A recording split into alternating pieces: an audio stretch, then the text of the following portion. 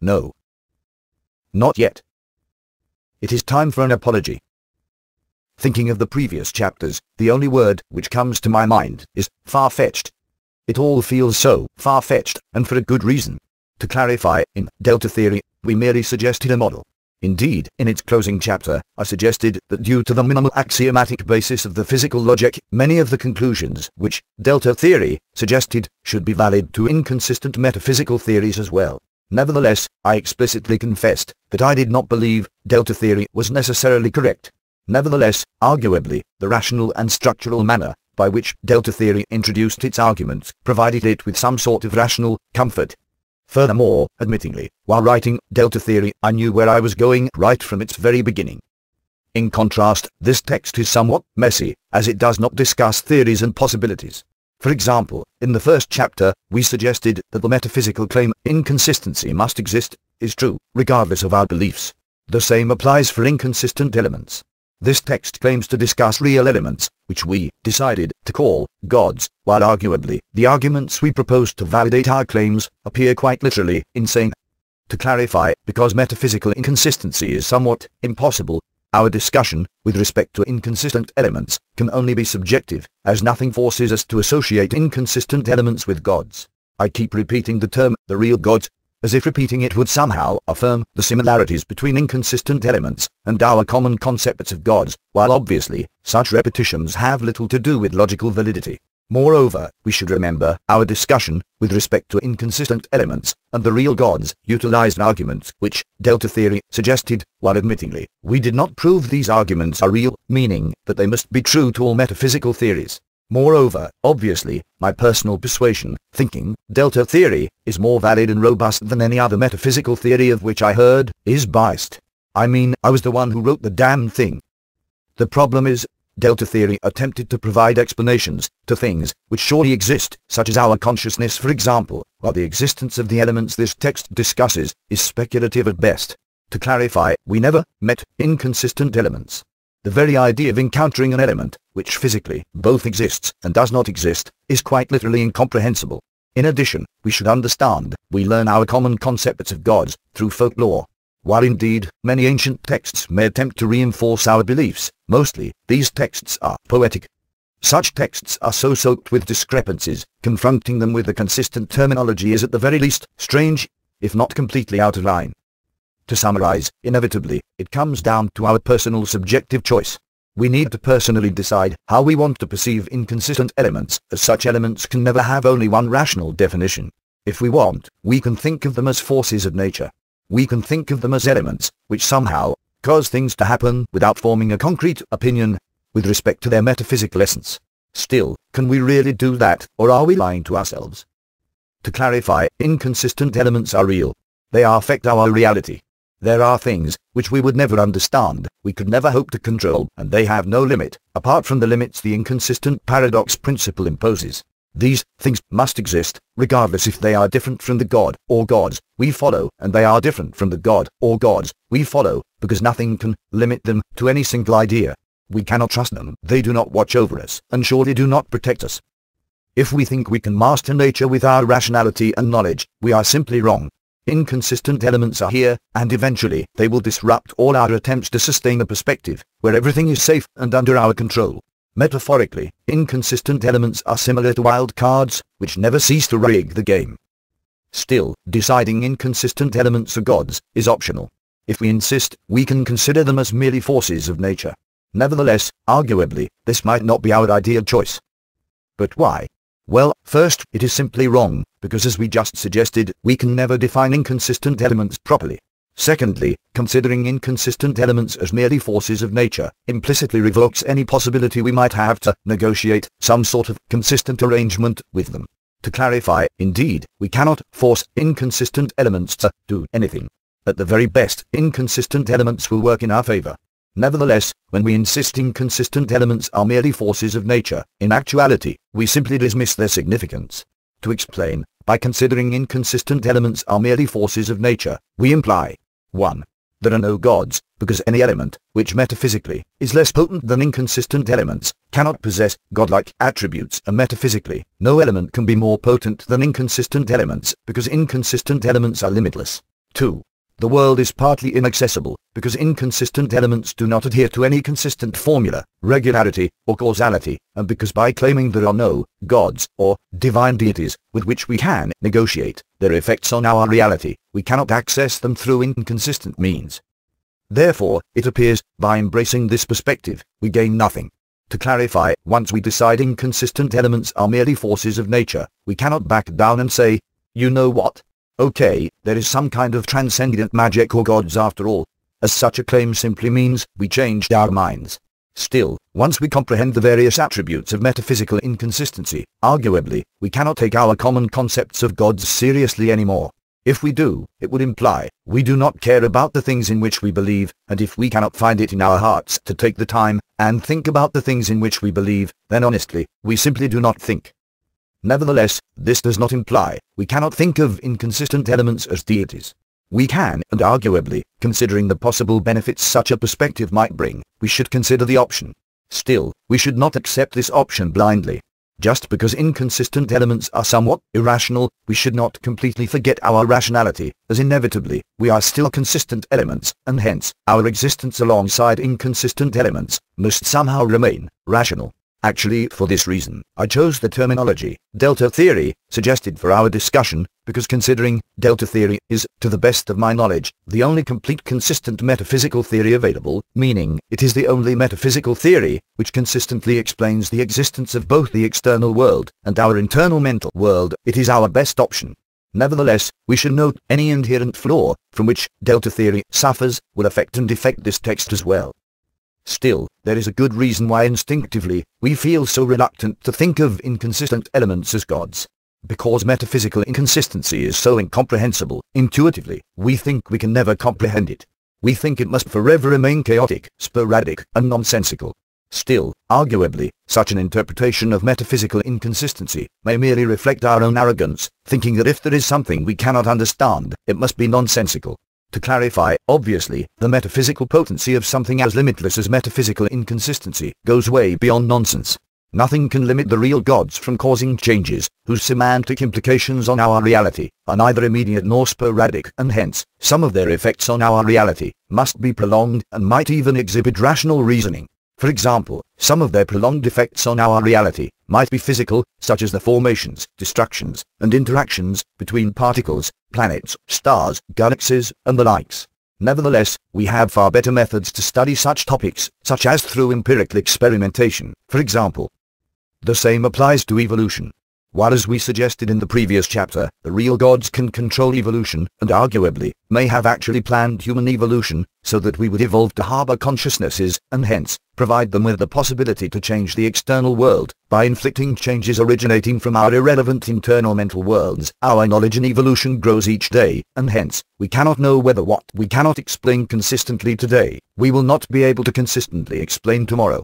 Moreover, the same applies for miracles of medicine, as what today is a magical healer, we might bottle as tomorrow's wonder pills. Still, there is one more type of prolonged inconsistent effects. The real gods may inflict prolonged effects on human consciousnesses, such as through ideas, which have existed for thousands of years in human culture, without any rational reason. To clarify, some ideas affected humanity for thousands of years, simply because they were sound. We can find such ideas in all sciences, political dogmas, and ideologies. Social structures such as communities and families also fall into this category.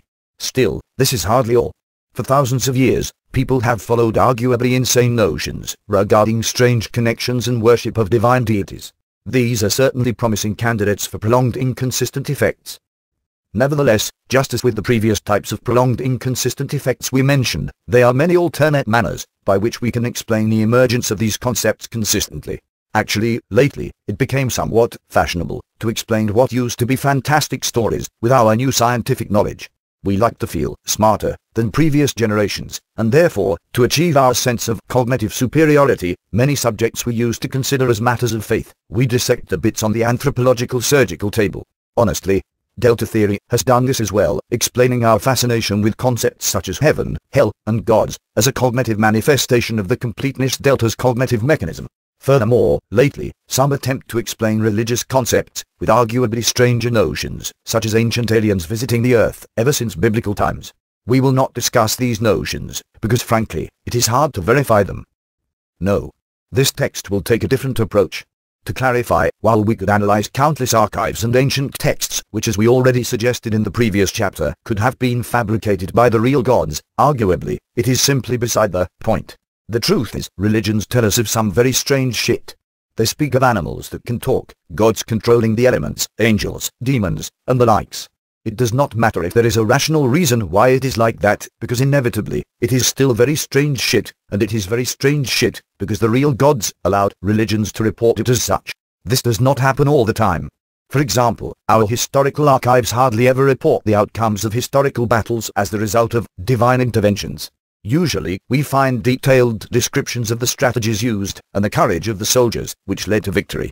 Moreover, even the Bible does not claim all the events it documents occurred due to divine interventions. In short, it appears this is what the real gods want. They want us to remember some events as strange shit, and this is the real issue. They want us to think some past events occurred due to divine interventions. Therefore, the question is not whether these historical events occurred due to real, divine interventions, or if they even transpired. The question is, what do the real gods gain from allowing us to associate these events with divine forces, which are clearly not the real gods? To clarify, as we understood in the previous chapter, the real gods may never enter our reality, and therefore any historical report of strange shit appearing in our reality cannot be the real gods. At best, the real gods may have caused them, but if so, these strange apparitions were nothing but consistent messengers of the real gods, or alternatively, angels.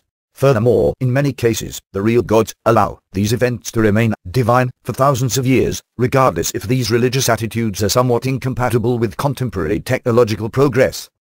This is where things become interesting. To clarify, while we cannot force the real gods to do anything, we can assume that if the real gods allow us to consider some things divine for thousands of years, they will probably not change their mind. Just because we jumped on the wagon, a religion will not disappear just because we do, or do not, follow it. Our personal consciousness is but a small fish in the big sea of human consciousnesses, and we can use this to our advantage. We can use this to access the prolonged tendencies of the real gods. To explain, there is a link between existing religions and the real gods. Existing religions rely on inconsistent, or at least unfounded principles. Indeed, many people will disagree with this claim, to put it mildly. Probably a strict religious follower would find the association of God, or gods, with the real gods, as heresy. To clarify, usually, the gods we follow are benevolent, rational, and good, while the real gods are inconsistent, untrustworthy tyrants. Still, this is not a big issue. If the real gods wanted to be benevolent, rational, and good, they surely could. However, as we mentioned previously, lately, religions have taken a secular turn. Today, religions are more of a social anthropological phenomenon than a spiritual one. Today, most of us undermine the enigmatic, magical heritage of our religions. We think of religions as mere reflections of the collective superego of our social circle. Today, we follow religions mainly as a moral code, and we are somewhat skeptic whenever we address the more fantastic traits of our religions. Furthermore, if we analyze these moral codes, we can see they are reasonable and beneficial, rather than inconsistent or unsubstantiated. In addition, even if we take part in religious rites and gatherings, usually, we justify these activities socially, claiming such rituals unite us with our communities and heritage. Finally, even if we pray and believe in God, usually, we justify these practices as reflections of our need to hold on to something greater, while in most cases, we do not possess a concrete idea what that something greater really is. Considering this secular religious trend, it is hard to establish a link between existing religions and the inconsistent nature of the real gods. Indeed, if there is nothing inconsistent, incomprehensible, or impossible about religions, we really should not link the two. Still, why did these secular religious trends retain their fantastic motifs? If we put so much effort rationalizing religions, why did religions keep their religious status at all? Why keep references to irrational ancient texts and mythologies? Well, the answer is simple. It can only be because the real gods allow it, and indeed, even though the rationalization of religions undermined some of their inconsistent or irrational attributes, the link between religions and inconsistent, incomprehensible moral codes and principles remained. To clarify, while indeed we can argue religions kept their fantastic motifs in order to cope with the incomprehensible aspects of our reality, the reason these incomprehensible aspects exist is because metaphysical inconsistency exists, meaning it is because gods are real and our reality reflects it in many ways, such as in the undeniable existence of angels. Still, obviously, such an outrageous claim demands clarification. To explain, again, within the context of this text, the semantic meaning of the term angel is different from its usual religious connotation. In the previous chapter, we suggested the real gods use angels as their consistent messengers with which they convey us with prophecies. However, generally, the messages which angels convey are not necessarily prophecies, as the real gods may use angels to promote a variety of other different irrational ideas and hence change our reality beyond the rational limitations of consistent causality. In other words, angels serve as tools for the real gods, and hence, arguably, in themselves, they are insignificant, as only their effects on our reality are important. Still, angels must possess a consciousness, meaning they cannot be unintelligible matter, such as ancient texts for example. To clarify, for a message to be angelic, it must affect an internal mental world, and hence, a consciousness must understand it, or it would be no different from the unintelligible matter on which it is written. Therefore, whenever the source of an angelically influential text is not an angel, it implies the real gods created it directly, and actually, we already suggested this option, while discussing the manner the real gods may have falsified the historical evidence we have in the present. In short, only conscious beings such as ourselves can be angels, and supposing other earthly animal species do not harbor a consciousness, they cannot be angels, regardless if such animals can inspire us with angelic messages. To clarify, we should remember that according to delta theory, all particles are equally alive, and hence, metaphysically, nothing differentiates a life form from a chunk of rock. To summarize, being angelic implies we both understand and convey the angelic message. In addition, angels may differ in their proximity to metaphysical inconsistencies, meaning the amount of angels through which an angelic message passed before a given angel understood it. Intuitively, we could think the closer is an angel to the occurrence of an actual metaphysical inconsistency, the more it is significant. However, surprisingly, the proximity of angels to actual metaphysical inconsistencies is mostly irrelevant. To clarify, again, we should remember, from the perspective of the real gods, only the effects angels cause on our reality are significant, and therefore, even if an angel truly witnessed a fantastic apparition, which the real gods created, it might not be significant, as people might discredit such messages as pure insanity. In contrast, an effective angel may claim witnessing a divine message, while in actuality, this message could consist of mere impressions, attained through other angels of various proximities. For example, if in a dream, the angel Gabriel conveyed us with a divine message, we cannot help but wonder if we would have taken this message seriously, had we not heard of the angel Gabriel prior to our divine encounter. To clarify, we cannot determine how much of the message merely reflects our personal preconceptions regarding the angel Gabriel. Moreover, even irrelevant preconceptions, with respect to life in general, may determine our angelic convictions, suggesting we simply cannot determine how much of the semantics of an angelic message originated from our divine encounters. To clarify, such messages may merely reflect our prior beliefs, suggesting they could just as easily be a consistent construct of ideas, which we learned from other angels previously. Therefore, it appears we defined angels too ambiguously. Different angels are simply different. The angelic quality is not uniform. While arguably, there might be a hierarchy to the significance of angels, as we just understood, it is hard to determine objective criteria by which we can measure it. Furthermore, the angelic quality is not that scarce. As we already understood in the previous chapter, the real gods allow everything we do, and therefore, if our actions cause others to behave in an inconsistent irrational manner, then arguably, we too may possess some sort of residual angelic quality. To clarify, because we all harbor a consciousness, we are all equally eligible to transcend the creational urges of the real gods. Still, this is not our main concern. To explain, while surely, we all like to feel important and hence, would love to hear of our own personal angelic significance, again, the angelic quality is not uniform and hence, we cannot establish uniform conclusions about our personal angelic qualities. Moreover, in comparison to the longevity of religions, our lives are relatively short, and hence, our personal angelic quality may not reflect a guiding general principle, which theoretically, could teach us of the prolonged inconsistent effects which the real gods have inflicted on our reality. Still, even more to the point, we should remember the purpose for which the real gods summon their angels. They do not summon their angels to glorify their lives, but rather to realize their inconsistent limitless metaphysical potency. Moreover, the messages the real gods entrust with their angels is not necessarily truthful, beneficent, or anything of the sort. From the perspective of the real gods, only the eventual effect of the angelic message is significant, while they are completely indifferent to how distasteful, immoral, or nonsensical we would find these messages. Therefore, the manner the real gods utilize their angels is not that different from the manner our animal brain exploits our consciousness to satisfy its biological needs. In fact, it is even worse. To clarify, according to Delta theory, our animal body depends on our consciousness to survive, which in turn imposes a limit to the level of exploitation with which it can inflict us, and beyond which we might revolt against it through suicide, for example. However, the real gods know no such limit.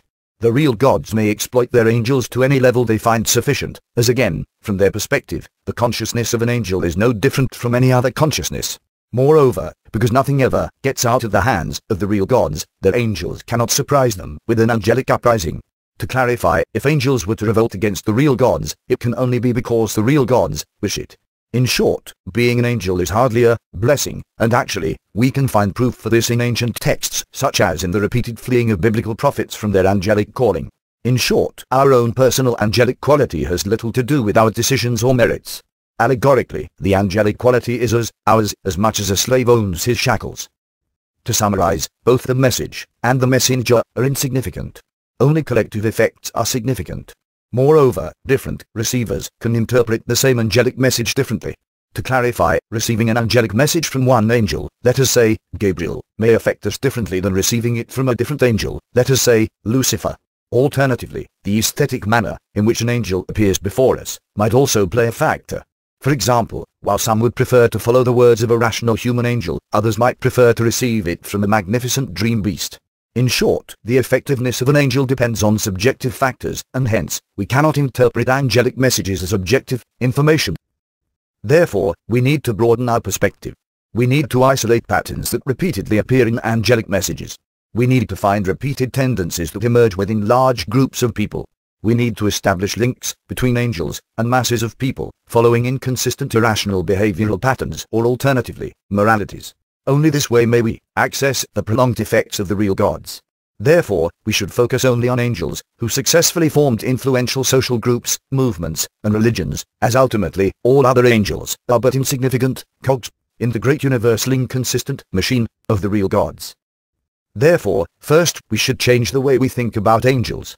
To clarify, previously, we focused our discussion on interactions with angels. Still, unintentionally, we neglected the reasons why such interactions occur in the first place, meaning, to change our reality in manners which contradict the consistent flow of causality in our reality. In short, we focused on concrete encounters with angels. However, as we just explained, it is hard to identify the significant factors which determine the effectiveness of an angel and our encounters with them. To clarify, while the dominant factor may be the encounter itself, it can just as well be our preconceptions with respect to its circumstances, and therefore, nothing in the concrete description of an angelic encounter can predetermine its effects. Generally, we put too much attention on the details, and forgot about the greater picture. Therefore, we should change our terminology. Instead of analyzing the angelic quality of concrete angels, meaning angels, which we encountered through the course of our lives, and from which we actually received messages, we should analyze the concrete effects angels have on events which happen in the present physically. It is important to limit our discussion to the present. To explain, as we already suggested, the real gods could have fabricated the evidence we have of past events in the present, and because as we suggested in Delta theory, only the present exists, while the past does not. If an angelic message influenced events in the past, but no longer has any effect on the present, it no longer exists. To summarize, if angels fail to cause inconsistent changes in the present, they simply do not function as angels anymore. This shift in terminology helps us analyze the notion of angels better, as it shifts us away from our narrow-minded perspective, and into the perspective of the real gods, which ultimately are the reason why angels come to exist in the first place. Moreover, it clears out our common confusions with respect to God or gods. To clarify, let us consider the following silly story as an example. In a small Christian community, lived two young men, named Jim and Tim. Both were in love with a beautiful girl, named Betty. Betty liked them both, and had a tough time deciding whom she liked more, although rumors have it she preferred Jim. One night, Jim met the angel Ptyl, the angel of success, in a dream. In the dream, Ptyl told Jim that God sent him to inform him of the winning numbers in next week's lottery. When Jim woke up, he googled the name Ptyl and found he is the angel of success. The dream left a lasting impression on Jim, and therefore, later that day, Jim bought a lottery ticket and filled it with the numbers he remembered from his dream. Jim waited the entire week, confident he is going to win the lottery, while during the same week, Tim and Betty dated for the first time. While Jim knew this, he figured, once he will win the lottery, Betty would want him more, so he did not try to court Betty harder. But guess what? The numbers were wrong. Completely wrong. Not only that, but while Jim was checking what were the lottery-winning numbers, Tim and Betty had their first kiss. This dream was the first in a series of angelic encounters Jim experienced, which always led him to failure, while Tim and Betty continued dating until they married, and lived happily ever after. In contrast, Jim learned that gods are untrustworthy, and founded a new atheist movement, which eventually led to the assassination of the Pope, which later led to the collapse of the entire Catholic establishment. All evidence pointed back to Jim. Jim was arrested. A trial took place, and Jim was found guilty of conspiracy, and now carries out a life sentence in a correctional facility in Arizona. The end. Undoubtedly, in this silly story, the effects of angelic encounters are profound. Still, obviously, these effects had little to do with the contents of the messages Jim received. Moreover, these effects had nothing to do with Jim, Tim, Betty, or the lousy losing lottery ticket. The purpose of the angelic influence Jim experienced was to end the Catholic establishment. Supposing the real gods really issued the appearance of the angel Ptyl in Jim's initial dream, we can even claim that indeed, Ptyl is the angel of success, as he successfully fulfilled his purpose. However, even more to the point, in this silly story, learning that Ptyl is the angel of success motivated Jim to trust his angelic message. Perhaps if it was a different angel, like Lucifer, for example, Jim would not have trusted the angel he met in his dream, and hence, would have reclined from purchasing the losing lottery ticket. Moreover, possibly, had Jim dismissed the angelic message, and attempted to court Betty harder, maybe he could have won Betty's heart, and ended up marrying her. To clarify, obviously, Jim was a charismatic fellow, as it takes a charismatic Jim to found a movement potent enough to end such a robust religious organization as the Catholic establishment. As a side note, I would like to emphasize, I do not hold any special grudge for the Catholic establishment. I was merely making a silly example. While indeed, this example is fabricated and silly in a way, it is typical. To clarify, the reason Jim managed to fulfill the purpose of his divine encounters successfully was not because the angelic messages he received were true, but rather because they left him so disheartened. To explain, while obviously, it is untypical to found a movement which will destroy an existing popular religion, generally, we are much more prone to accept irrational ideas whenever we experience emotionally stirring events, while when we are calm and content, we tend to behave more rationally. Actually, considering our previous suggestion, that our sensations of pain occur due to the insertion of inconsistent elements into our consciousness, this is not that surprising, as usually, emotionally stirring events are somewhat painful, suggesting a possible metaphysical link between dispositions in which we resort to faith, and dispositions in which we feel great pain. To clarify, it is possible, the insertion of pain sensations into our psyche disrupts our cognitive rationality, by injecting it with the same irrational ideas, which later, we attempt to follow, with the purpose of ridding ourselves of our mental sores. Indeed, we may behave irrationally, whenever we feel sensations of great joy as well. Still, as we suggested in Delta theory, because essentially, our sensations of joy occur due to the eviction of sensations of pain from our psyche, it suggests, before we feel sensations of joy, we feel sensations of pain, and hence, we may still be suffering from the cognitive effects which pain sensations inflict on our consciousness. Moreover, usually even when we feel great joy, we may still behave rationally, while when in great distress, rational thought may not even be an option.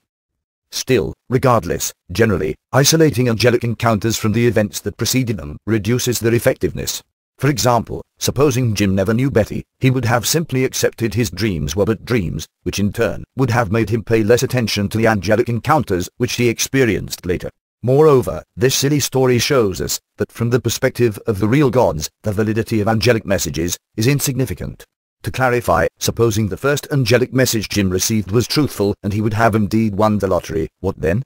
Would he have married Betty instead of Tim? If so, would he not have had the luxury of analyzing his actions rationally and hence refrain from actions which might have satisfied the real gods but cost him his freedom? I mean, surely, had he married Betty, he would have had much more to lose, would he not? To conclude, neither the concrete angelic encounters nor the concrete identities of the angels involved are important. The concrete details serve a greater purpose, meaning an inconsistent effect of greater magnitude. Therefore, instead of focusing our discussion on concrete angels, we should change our terminology and use a different concept, which we will name abstract angels. While abstract angels are messengers, they do not necessarily exist. To clarify, abstract angels reflect well-known ideas which cause inconsistent changes in our reality, meaning, they do not represent deities we meet in angelic encounters, but rather the effects which angelic messages yield on our reality. To explain, while discussing concrete angelic encounters, we focused on analyzing the details of the encounters as we thought they were essential. However, as my silly story just showed us, the details are not that important.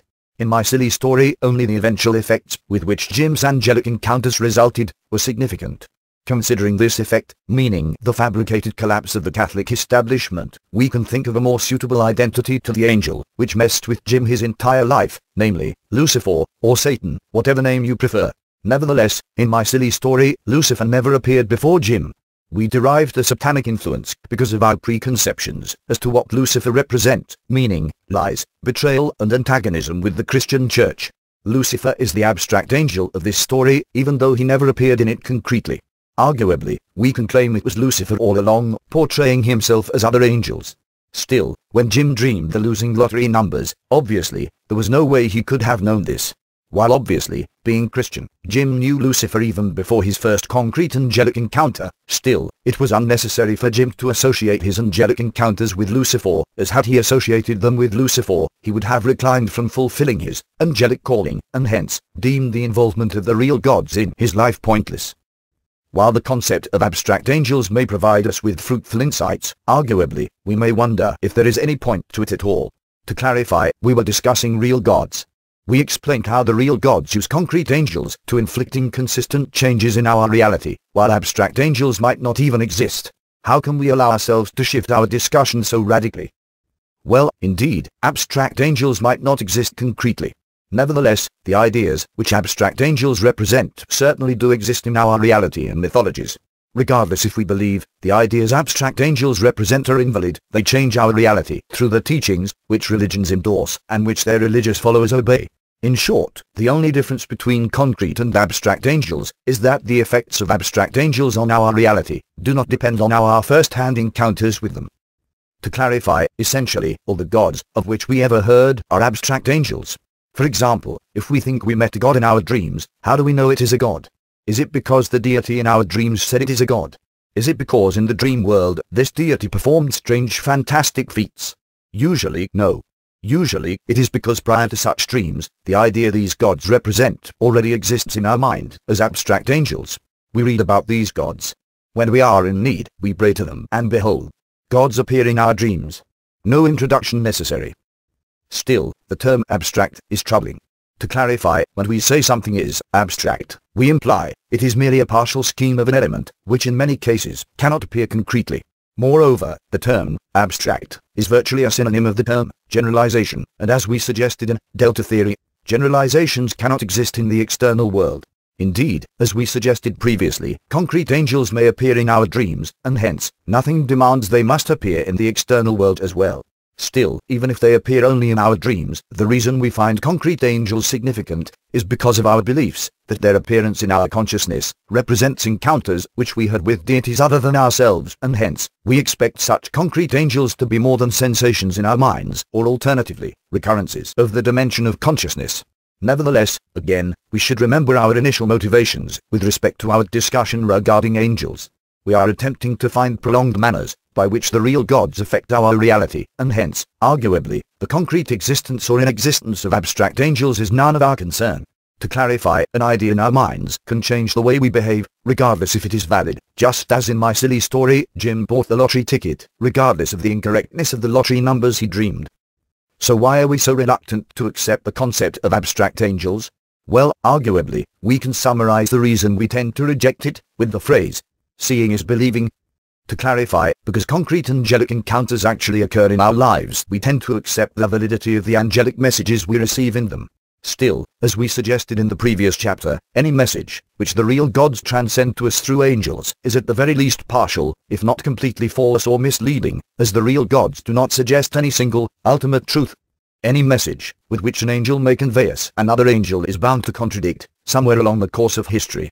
In other words, the persuasiveness of concrete angelic encounters is tautological, meaning, we believe that the angelic message, which we receive through a divine encounter, is valid, because we think concrete angels are truly divine, and vice versa, while in actuality, neither is the angelic message valid, and nor are concrete angels divine, as again, concrete angels are consistent elements, and in many cases, may actually be human. While arguably, the real gods can surround concrete angels with magical special effects, concrete angels cannot summon this magic, as the concreteness of an angel does not somehow elevate its metaphysical essence. A concrete angel will suffer from all the limitations and flaws of consistent beings. Moreover, concrete angels cannot force the world to comply with the contents of their messages, regardless if they received their messages from the real gods. In short, only the real gods can ensure the validity of angelic messages. To conclude, apparently, the only significant difference between concrete and abstract angels is the method by which they deliver and persuade us with their angelic messages. While concrete angels persuade us to follow their messages by using the vividness and persuasiveness of our experiences, abstract angels persuade us to follow their messages by using our society and culture, which relentlessly suggest us with their angelic messages. In other words, allegorically, if the slogan of concrete angels is "seeing is believing," the slogan of abstract angels is "a billion followers cannot be wrong." Still, neither concrete nor abstract angels are the real gods.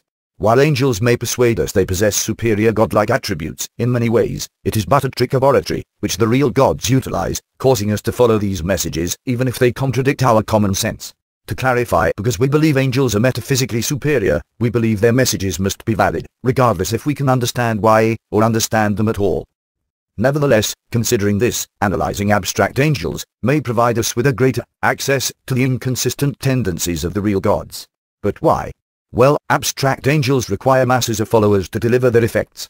Abstract angels need stability, so that many could join and follow their messages, and hence, the real gods must allow it. To clarify, even if the real gods can do anything they want, and even if they can change their minds whenever they please, if the real gods want to inflict inconsistent changes on our reality through abstract angels, they must restrain their inconsistent erratic nature. In short, abstract angels provide us with a temporary stability within the chaos of inconsistency, which the real gods exhibit, usually a tendency on which we can rely, at least to some level. Still, we cannot rely on it as is. To clarify, again, only the effects of angelic messages on our reality are significant, while the significance of the semantics of angelic messages is marginal. Therefore, we need not analyze the semantics of the sermons preached on behalf of abstract angels. We should focus only on the manner they inflict inconsistent changes on our reality, as essentially, these effects are the real reason why the real gods issue these angels in the first place. Furthermore, we need not bother with the concrete events, which eventually led to the emergence of abstract angels. If it was due to the actions of concrete angels, we already know they were not the real gods, and hence, arguably, analyzing their lives will yield nothing but gossip. To clarify, surely, considering the fact the real gods must have intervened in the lives of these concrete angels, their lives may have been strange. Still, again, such details are irrelevant. It does not matter if these individuals were humans, talking animals, ancient aliens, and the likes, as ultimately, we focus our effort on accessing the real gods themselves, rather than their angelic consistent minions. Indeed, as we just suggested, the semantics of religious teachings are insignificant, meaning they cannot teach us much with respect to the real gods, and hence, arguably, within the context of this text, there is no point discussing them. Still, without concrete exemplifications of the principles we discussed, I fear we might refrain from comprehending their realization in traditional religions. Mistakenly, we may believe our religious persuasions are off the hook, and hence, we will learn nothing, as we will fail to apply the principles this text discusses to our own lives. Therefore, next, we will discuss this topic.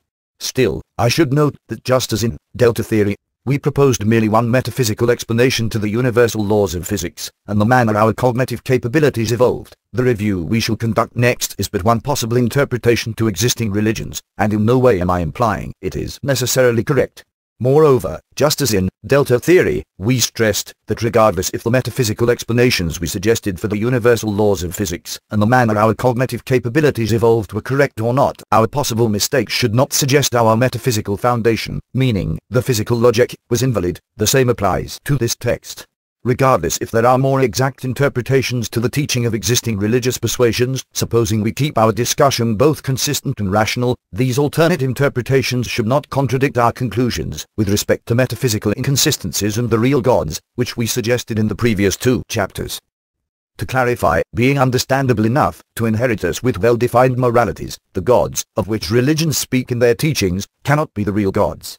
Concrete or abstract, traditional divinities do not possess the divine attributes which our religions claim they possess, and hence, inevitably, although divine deities, of which religions speak, can only be angels. While indeed, the real gods could have empowered these angels with temporal special metaphysical capabilities, advanced technology, or alternatively, these angels might be but ideas, angelically passed from generation to generation. Ultimately, they are not the real gods. Still, we may ask ourselves, why? Why should we? To clarify, in Delta theory, we had no choice but to provide such explanations. Because we attempted to construct a consistent metaphysical explanation to our reality, we had no choice but to include the universal laws of physics, and the emergence of our consciousness, in this explanatory bulk. However, now, it appears, nothing is forcing us. Moreover, considering religious teachings may consist of nothing but a load of bullocks, we could ask ourselves, why bother? Why bother with this nonsense? Well, while indeed, the next section will be neither imperative, nor necessarily correct, arguably, our possible dismissal of religions may be superficial, while in actuality, we may still believe in gods, not that different from the gods appearing in existing religions. Moreover, we should remember what we learned. 1. Inconsistency must exist. 2. The real gods are real. 3. There are no gods, other than the real gods. 4. Nothing happens in our reality, without the approval of the real gods. With respect to the 4th item, meaning, nothing happens in our reality, without the approval of the real gods, well, the same applies to the laws of physics. To clarify, while indeed, the laws of physics are factual, so is the existence of known gods and religions in our minds. Therefore, it does not matter if the emergence of religions did not involve any concrete fantastic, divine interventions, or if existing religions consist of nothing but a load of bullocks, still, the existence of these religions is a fact. Religions affect our reality, and therefore, they are not so different from the universal laws of physics. Moreover, while intuitively, we could argue that the principles religions endorse are irrational, while the universal laws of physics are not, the truth is, that considering the discovery of physical randomness, and the lacking explanations, which quantum physics provided for it, physics and religions are not that different. Furthermore, while indeed, we could claim religions have adapted themselves to be compatible with the unpredictability of metaphysical inconsistency, essentially, this is no different from claiming they adapted to the inclinations of the real gods. To clarify, just as the real gods allowed the existence of our religions, they could just as well cause them to disappear from our culture. Nevertheless, I should stress, we will not analyze any god or religion in detail, as honestly, I am not acquainted with the details of their semantics. While arguably, you might believe, our analysis should be more educated, I disagree, as again, according to the principles we just discussed, the semantics of religious teachings are insignificant. Again, only the mass effects religions inflict on our reality are important, and we do not require any special education to analyze them. At worst, it suggests we should check what is happening on the news, but honestly, I have better ways to waste my time, such as fixing pose in this damned text. Therefore, let us begin our review, starting from Western monotheist religions, which include Christianity, Islam, Judaism, and all the sects and cults which affiliate with them.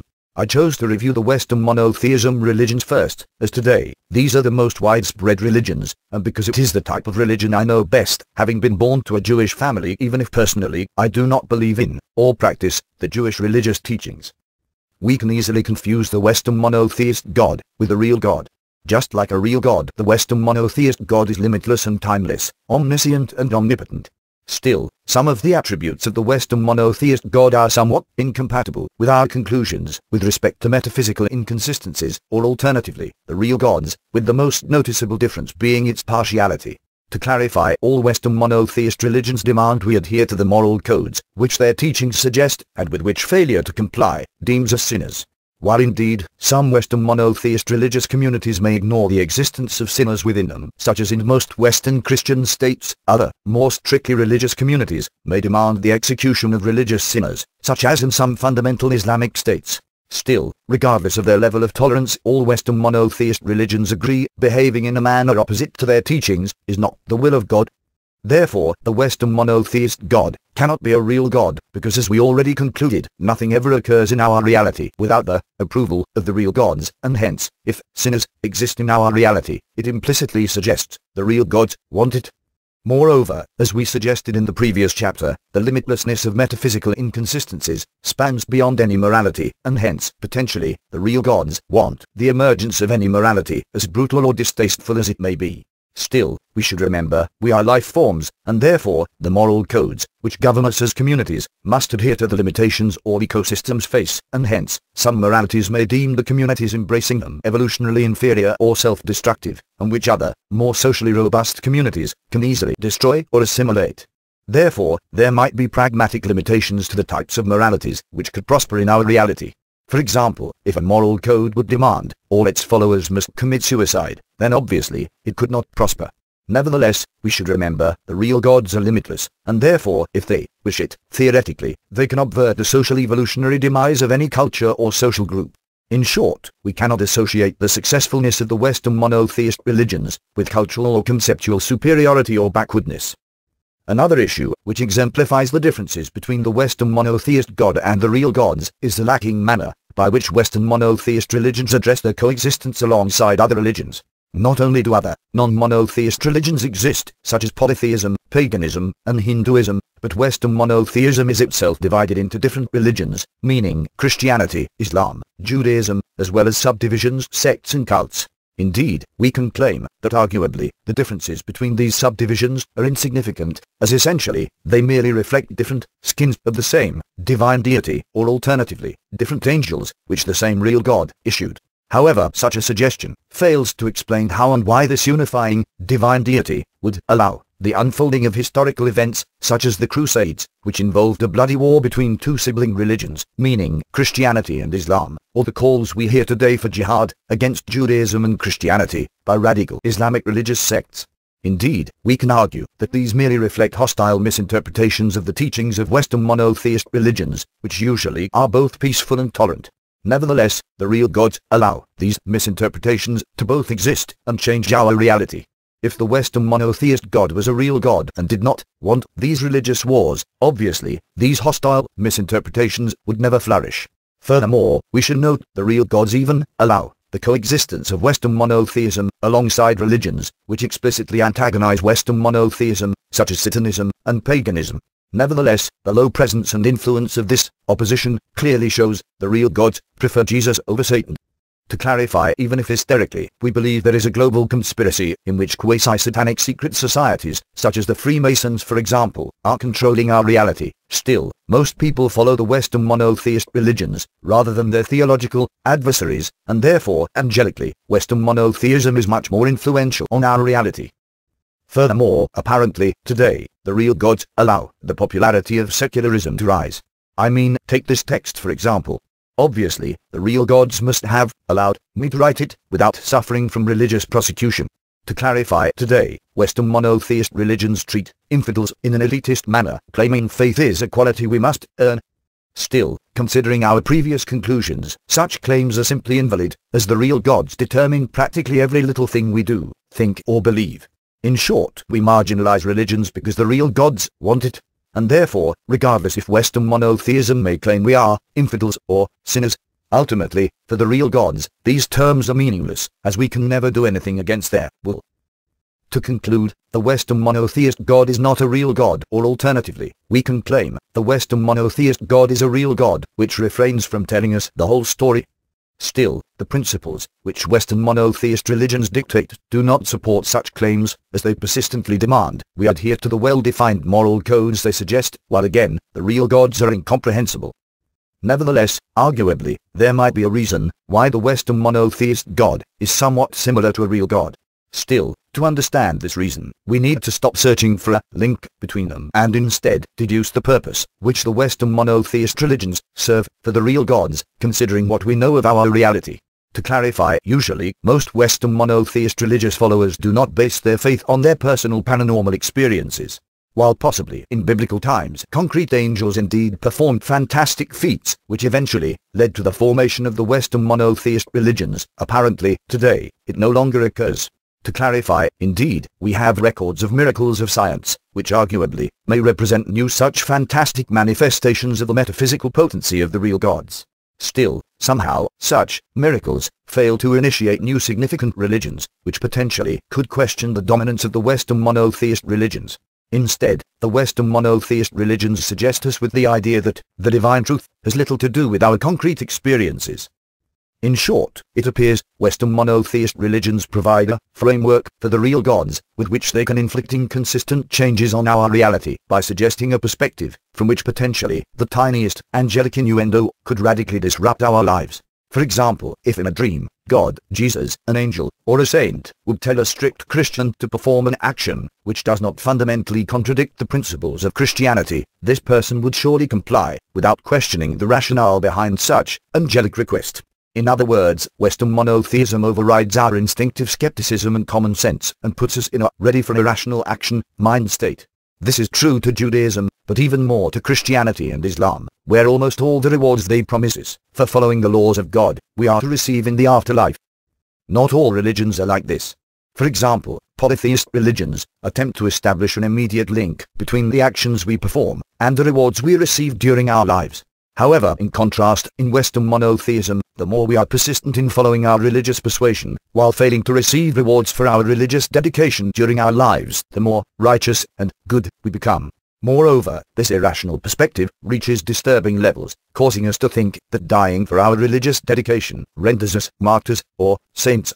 Indeed, we can claim this is simply the manner by which Western monotheist religions establish their grip over their followers. Still, regardless, undoubtedly, by endorsing such perspectives, Western monotheist religions ensure their followers are more susceptible to the angelic influences which the real gods issue. Moreover, to enhance this effect, Western monotheism starves our natural instinctive sensuality. To clarify, with the exception of Christianity and Jesus, the Western monotheist God has no face. This lack of sensory stimulation motivates Western monotheist religious followers to constantly search for signs which potentially could guide us. In short, Western monotheism ensures the real gods can merely fart at our general direction, and we would follow this fart to whatever end the real gods planned. As we just suggested, Christianity is somewhat different, as in Christianity, not only can we see God, which usually is a slim long-haired bearded white fellow nailed to a cross, but generally, Christianity has been pretty much littered with Christian artworks throughout the ages. From great churches to paintings, sculptures, and music, the Christian church was always a great patron of the arts. While indeed, the invisible Western monotheist God exists in Christianity as well, and truth be told, no one really knows how Jesus looked like. Still, arguably, Christians do not suffer from the same sensory deprivation from which followers of other Western monotheist religions followers suffer. Instead, Christianity emphasizes the concept of sin. Indeed, the concept of sin already existed in Judaism, which provided many additional founding principles, which Christianity endorses to this very day. Nevertheless, Christianity reinterpreted the original Jewish biblical story so that it would revolve around the axis of sin. This axis began in the Garden of Eden with the original sin, and continues with the absolution of the sins of humanity through the birth, crucifixion, and resurrection of Jesus. Eventually, this axis reaches present day, where each Christian repeatedly sins, asks God for forgiveness, and receives absolution. Still, how can God forgive us for our sins so easily? To clarify, whenever we commit a crime against another person, we can easily find ourselves in jail. Moreover, if we commit murder, it is even worse, as possibly we may be executed, such as in some states in America, in which Christianity has a very strong following. How can this be? To clarify, if one of the most dominant principles of Christianity is, turn the other cheek, how can it be that committing a crime against another person is so unforgivable, while the Christian God is so forgiving? Well, while arguably, we could attempt to solve this question theologically, once we consider the perspective of the real gods, a completely different picture emerges. To clarify, again, nothing ever occurs in our reality without the approval of the real gods, and hence, we simply cannot sin against them. Therefore, if we commit a sin against the will of any deity, this deity must be a consistent element.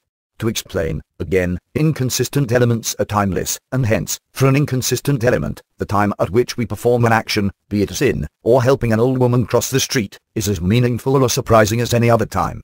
Only a consistent limited deity views the present as more significant than any other time, and only by viewing the present as significant, may our ability to choose our actions become relevant.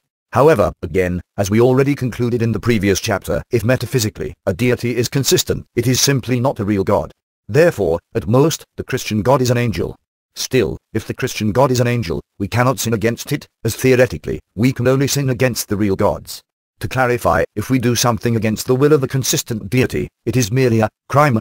Moreover, even if we can disobey the moral demands of an abstract angel, essentially, because abstract angels are merely ideas in our minds, committing a sin against them is nonsensical. In short, sins are simply impossible to commit, and therefore, forgiving us for committing them is nonsensical. To clarify, the real gods cannot forgive us for something we cannot do. Moreover, while theoretically religious establishments may choose to forgive us for disobeying their moral demands, usually they do not. For example, during the Spanish Inquisition, even though allegedly the Western monotheist God forgave infidels for their sins, the Christian Church later executed most of them.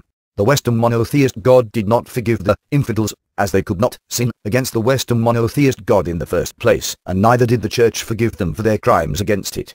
This is ironic, as again, one of the founding principles of Christianity is forgiveness. To summarize, the Christian morality is inconsistent and irrational, at least as far as the notion of sin is concerned. So why do the real gods allow the notion of sin to be so prominent? What inconsistent effects do the real gods achieve by allowing it? Well, it is straightforward. While the intangible nature of the Western monotheist God starves our senses in search for divine signs, the notion of sin persuades us we owe it to the Western monotheist God to comply with every demand which the real gods may hint. To clarify, because we sin, we must repent for our sins, and we will repent for our sins in whatever way the real gods choose, as irrational and inconsistent as it may be. While Jewish religious followers can still somewhat negotiate how to respond to angelic interventions, the Christian religious followers simply must obey the angelic calling. The deeper we analyze the concept of sin, the more the divine plan behind it becomes apparent. For example, considering homosexuality, we can find an entire conceptual apparatus designed to make humans behave irrationally. To clarify, while Western monotheism does not welcome homosexuals, undoubtedly homosexuals do not choose their sexual tendencies. Homosexuality is predetermined. Furthermore, with respect to our previous conclusions, the real gods predetermine it. In short, homosexuals are born to sin. From the Western monotheist perspective, homosexuals are born with a debt to God, a debt to something which does not exist. To clarify, homosexuals have a debt to the Western monotheist angels, not to the real gods. While as a result, homosexuals may choose to leave the religion into which they were born, and lead a sinful and decadent lifestyle, the antagonism between them and the Western monotheist religions will both remain and affect their lives. Therefore, essentially, Western monotheism predetermines irrational, inconsistent notions will govern the lives of homosexuals, exactly as the real gods want. Arguably, the levels of inconsistency and irrationality which Christianity exhibits are staggering. To clarify, first, again, because Christianity bases its morality on the debt the Christian religious follower owes to God, which at best can be merely an angel. Essentially, the Christian morality, including its concepts of sin and forgiveness, lacks any realistic justification. Secondly, as we already mentioned, Christianity preaches we must forgive others for almost any transgression, regardless if such forgiveness is asked for, or if it contradicts our survival instincts to defend ourselves from those who do us harm. Still, regardless, Christianity, and Western monotheist religions in general, is the most popular religion in almost all of the most powerful, rich, and developed nations in the world, such as the United States and West and European countries. Even though the Christian God is not really a God, and even if Christianity negates our survival instincts, and hence, from a social evolutionary perspective, the Christian moral principles are inferior, Christianity does not suffer from social evolutionary deficits. How can it be? Well, if we still ask ourselves this question, it simply means we have not fully grasped that the real gods are real, and that they really want us to exhibit inconsistent behavioral patterns. To clarify, Christianity flourishes because it proves beneficial to the interests of the real gods. Moreover, lately, the Islamic religions have been flourishing as well, and probably for similar reasons. Therefore, regardless how nonsensical are the Western monotheist religions, before we ditch our churches and mosques, we should take note of this tendency of the real gods. Even if there are other religious persuasions which arguably are more logical or rational than Christianity and Islam, such as atheism, for example, apparently, the real gods prefer the Western monotheist religions, regardless how backward they appear, and hence, the real gods ensure the Western monotheist religions remain the most successful religions on earth. Furthermore, even if we may believe rational thought is superior to religious perspectives, our cognitive capabilities are simply not the issue, as the real gods are the ones calling the shots, and we cannot resist their convictions. To clarify, indeed, while exploring their limitless metaphysical potential, the real gods may allow the existence of limited religious rebellions against Western monotheism. Nevertheless, generally, the real gods want us submissive and irrational, and they always get what they want. We simply cannot ignore the successfulness of Western monotheism, and hence, we cannot judge it as backward. Western monotheism is inconsistent, it is here, it affects our reality, and therefore, at the very least, it satisfies our definition of abstract angels, meaning the Western monotheist God is an abstract angel of the real gods. Still, probably, concrete angels took part in the formation of Western monotheism. To explain, while from a religious perspective, the details of some biblical stories may appear enigmatic, arguably, once we interpret them from the perspective we suggested in this text, they make sense. For example, the book of Genesis begins with a description of the creation of the world, similar to the way most mythologies begin. An angel could not have created the world. To clarify, the creation of the world, as described in the Bible, implicitly hints the world emerged out of some sort of nothingness, and hence, arguably, the Bible defines creation as an inconsistent action, meaning creating something out of nothing, and as such, only the real gods could have done it. Still, soon after, the Bible tells us, God created us in its image. Naturally, it is impossible this God is a real God, as there is no resemblance between consistent and inconsistent elements, and hence, this God must have been an angel. It does not matter if this God was human, or if it was an ancient alien, visiting the earth in biblical times, and inheriting us with our religions. Being an angel, metaphysically, the Western monotheist God is as consistent and limited as we are, and hence, for all we know, could have been human.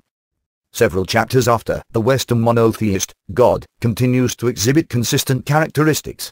For example, if we consider the story of the forbidden fruit and the banishment from the Garden of Eden, then obviously, we cannot attribute it with the real gods, because as we already suggested, the real gods allow all that ever happens in consistent worlds, such as our reality, and hence, the surprise and disappointment which the Western monotheist God exhibited in response to the actions of Adam and Eve imply it is not a real God. Moreover, the whole idea of creating a forbidden fruit contradicts the inconsistent nature of the real gods. To clarify, the real gods reside out of time, and therefore, from their perspective, even if they actually created such a forbidden fruit, essentially, they created it so that Adam and Eve would eat it.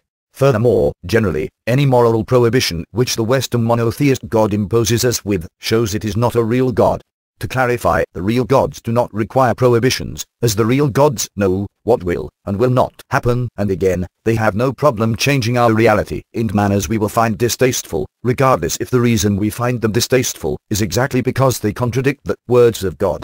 Therefore, the real gods cannot test us, as they know how well we will score, even before we take the test. At best, the real gods may impose us with moral prohibitions, just so we would act irrationally.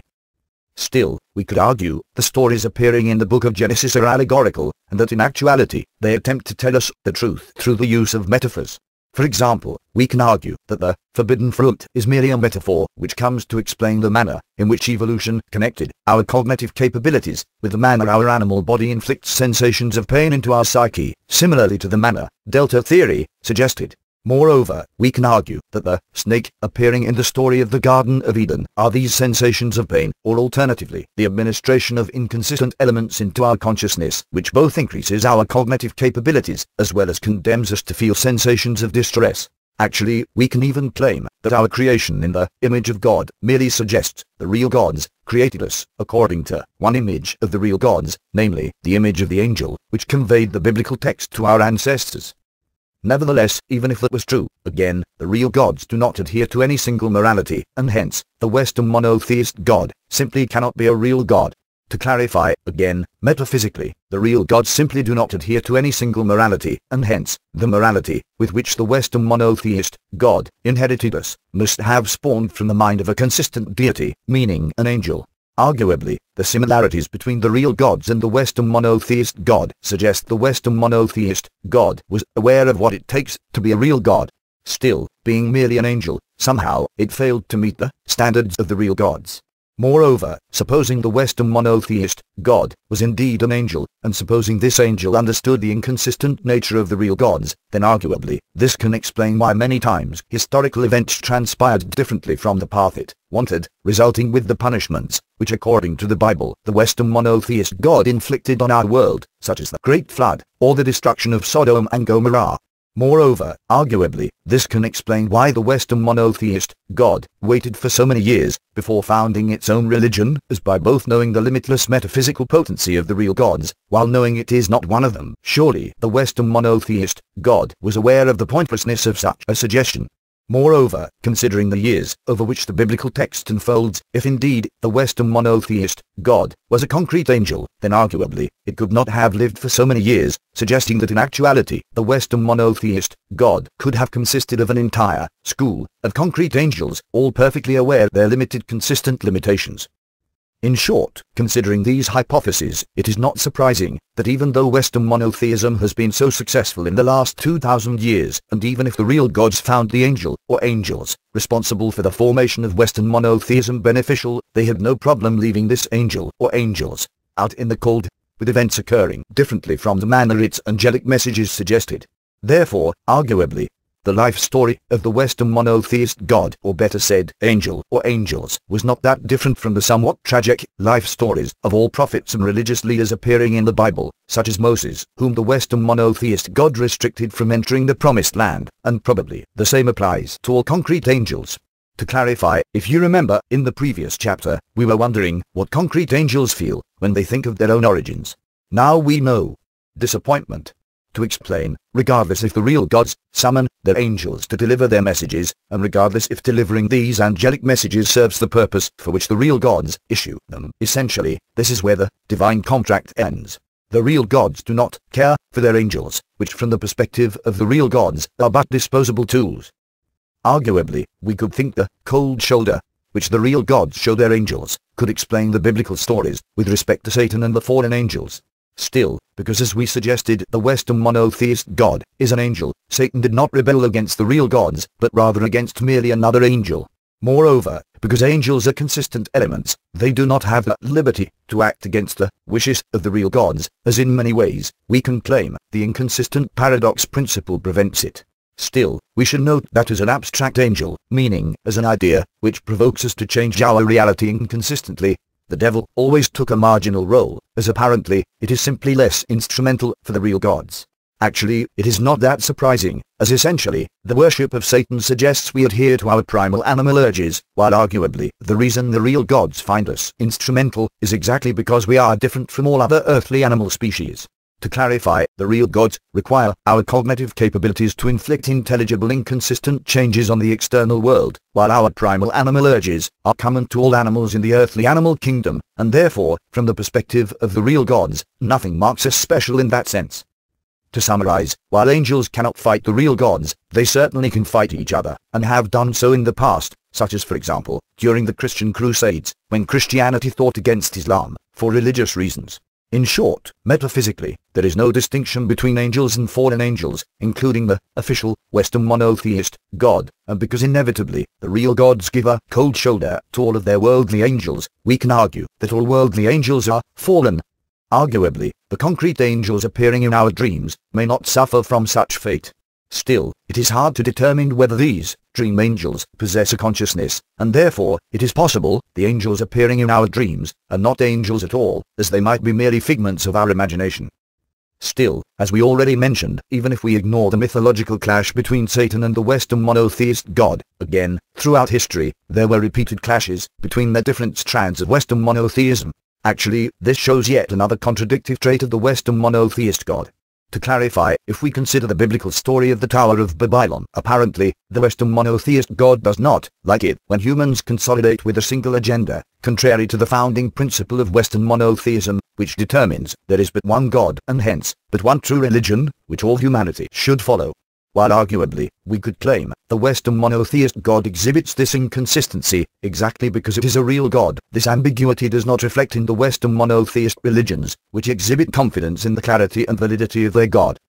Furthermore, the Western monotheist antagonism towards polytheism makes it even more inconsistent. To clarify, with each Western monotheist religious strand having its own set of rules, rituals, and flavor, Western monotheism clearly exhibits similarities to polytheism, with the only difference being that each Western monotheist religion claims only its interpretation to the will of God is valid. There is no affinity between the various strands of Western monotheist religions. In fact, usually, Western monotheist religions view all other Western monotheist religions as inferior, if not infidels, not so different from idol worshippers. While arguably, there is more respect between sibling Western monotheist religions, meaning religions which belong in the same Western monotheist religious metagroup, namely, Christianity, Islam, and Judaism. Still, historically, it appears this is not always the case, as the repeated conflicts between the Sunni and Shia Islamic religious strands clearly suggest. To summarize, in effect, while Western monotheist religions refused to accept it, Western monotheism grew to encapsulate its own version of polytheism, showing Western monotheism is even more inconsistent. Well, considering the theme of our discussion, let us now shift to polytheism. Regardless of their numbers, surprisingly, polytheist gods do not resemble the real gods, as they are neither limitless, and nor do they claim it. Each polytheist god is responsible for a specific set of elements, be it the skies, the sun, the sea, the underworld, fire, wisdom, fortune, love, you name it. Therefore, intuitively, we could think polytheist gods are abstract angels, as associating ideas with divine deities is analogous to associating inconsistent messages with messengers of the real gods. However, polytheist gods do not deliver any explicit message or morality, and hence, it is hard to associate them with abstract angels in the same manner as in Western monotheism. To clarify, indeed, we can view polytheist mythologies as allegorical, and hence, deduce moral implications from them. Still, because the extraction of a morality from polytheist mythologies requires we reinterpret them as suggesting a morality, it suggests that in polytheism, the religious follower is the angel, rather than the divine deities, which appear in the polytheist mythologies. To explain, we should remember the purpose for which the real gods issue their angels. Angels must provoke inconsistent changes in our reality, while essentially, polytheist gods are fantastic imaginary figures, and hence, probably, they never existed, as it is more probable, polytheist gods were invented by polytheist shamans and mediums, which interpreted the mythological stories in an angelic fashion, and hence, embody the real, polytheist angels. While arguably, we could claim, the same is true to the Western monotheist god as well, still, unlike the Western monotheist god, and the Western monotheist angels, it is hard to believe polytheist gods ever existed concretely. To clarify, while it is possible, some of the events which polytheist mythologies describe really did transpire, they could not have transpired in the manner polytheist mythologies describe it, at least not as far as the polytheist gods are concerned, as essentially, polytheist mythologies consist of metaphors and animation of concepts, or alternatively, generalizations, which as we already suggested, cannot exist in the external world. In short, even if polytheist mythologies are not complete fabrications, historically, they must at the very least be inaccurate. Still, arguably, the animation of concepts, generalizations, and ideas in itself represents an inconsistent message, as it makes us expect that the generalizations with which we think should appear in the external world, and hence, change the manner we live our lives accordingly. While polytheist mythologies do not tell this message explicitly, it was certainly dominant during the golden ages of polytheism. For example, considering the Greek polytheist gods, we have conclusive evidence of this. In fact, Plato, which arguably was the most influential philosopher of that age, practically spelled it out in his idea realism.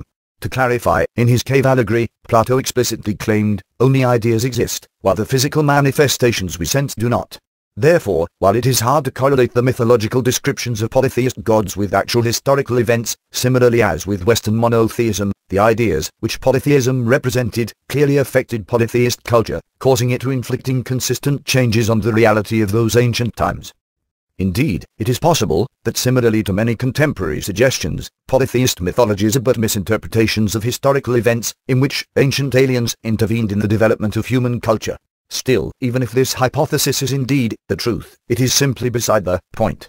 To clarify, even if in actuality, Zeus, Demeter, Apollo, Athena, and all other polytheist gods were in fact ancient aliens with sophisticated technology, which landed from the heavens with their flying triangles, they could not have been physical manifestations of concepts. Had they been physical manifestations of concepts, it would mean these ancient aliens were inconsistent elements, meaning any physical interactions between them and our ancestors would have nullified the external world. Therefore, even if our ancestors misinterpreted these ancient aliens as polytheist gods, they must have been consistent deities. Moreover, they were not necessarily angels. To clarify, even if such alleged ancient aliens inspired our ancestors to document real interactions with them through polytheist mythologies, it does not imply these alleged ancient aliens invented or even cared for the mythologies they inspired our ancestors to write, including any moral implications which these mythologies suggested. Moreover, we should remember, the real gods always get what they want, and if the real gods wanted us to think that in actuality the polytheist gods appearing in mythologies were ancient aliens, then obviously this is what polytheist mythologies would describe. In short, the effects which Western monotheist angels and polytheist angels have on us are not that different. They simply use different strategies. Western monotheist angels use inconsistent definitions of God, moral debt and sensory deprivation, while polytheist angels use animation of concepts, making the polytheist religious followers irrationally believe that the generalizations with which they think not only exist but are as powerful as gods. Still, how does the belief in polytheist gods invoke inconsistent changes in our reality? Well, to explain this, it is best we give an example. If there is drought, and because there is no food around, a bird is hungry, naturally it will flap its wings and search for food. It will not pray for food to appear, as birds simply cannot understand such abstract concepts as gods. Birds do not believe deities, which they never encountered physically, will come to their aid. In contrast, polytheist religious followers will most probably pray for the god of the skies, presumably Zeus, asking for rain, and hence refrain from using their common sense to deduce that only intelligence and resourcefulness can help them survive, thinking asking the gods for help is a better option. In polytheism, there is a direct link between the problem we face and the god to which we must pray. Still, considering our conclusions that polytheist gods cannot exist in our reality, worshipping them should not affect our reality, and therefore, considering that the things we ask from gods are unavailable to us, they should remain unavailable to us, regardless of our prayers and worship. Therefore, apparently, there should be no factual justification for the manner polytheist mythologies distributed divine powers between the different polytheist gods. In short, it simply does not matter to which polytheist god we pray, or which polytheist god we worship, as inevitably, these gods do not exist, and therefore, they cannot provide us with anything. Therefore, arguably, we should expect that occasionally, through trial and error, polytheist gods switched roles, whenever worshipping or praying to the wrong god yielded better results than the worship and prayer to the polytheist gods, which polytheist religious followers entrusted with that which they wished to attain. Actually, this can explain the interrelations between the polytheist gods, which polytheist mythologies describe, suggesting that polytheist mythologies do not reflect historical events at all, but rather reflect repeated attempts to validate the polytheist religions through conceptual trial and error. In fact, if this hypothesis is indeed correct, arguably, it suggests a historical link between polytheist mythologies and the real gods, because as we suggested in the previous chapter, the real gods are perfectly capable of managing such coincidences, where our prayers and worship result with that which we desire. Still, even if theoretically, the real gods can ensure we attain the things we desire, satisfying us is not on their agenda, as essentially, they are as reluctant to adhere to polytheist religions as they are to Western monotheism. Again, the only reason the real gods allowed the emergence of polytheism is because it provides them with means by which they can inflict inconsistent changes on our reality. In short, it does not matter how the polytheist religions came to be. Only the inescapable advantages which polytheism provided for the real gods are significant, provoking us to inflict inconsistent changes in our reality, such as the creation of truly remarkable architecture and artworks which serve practically no purpose.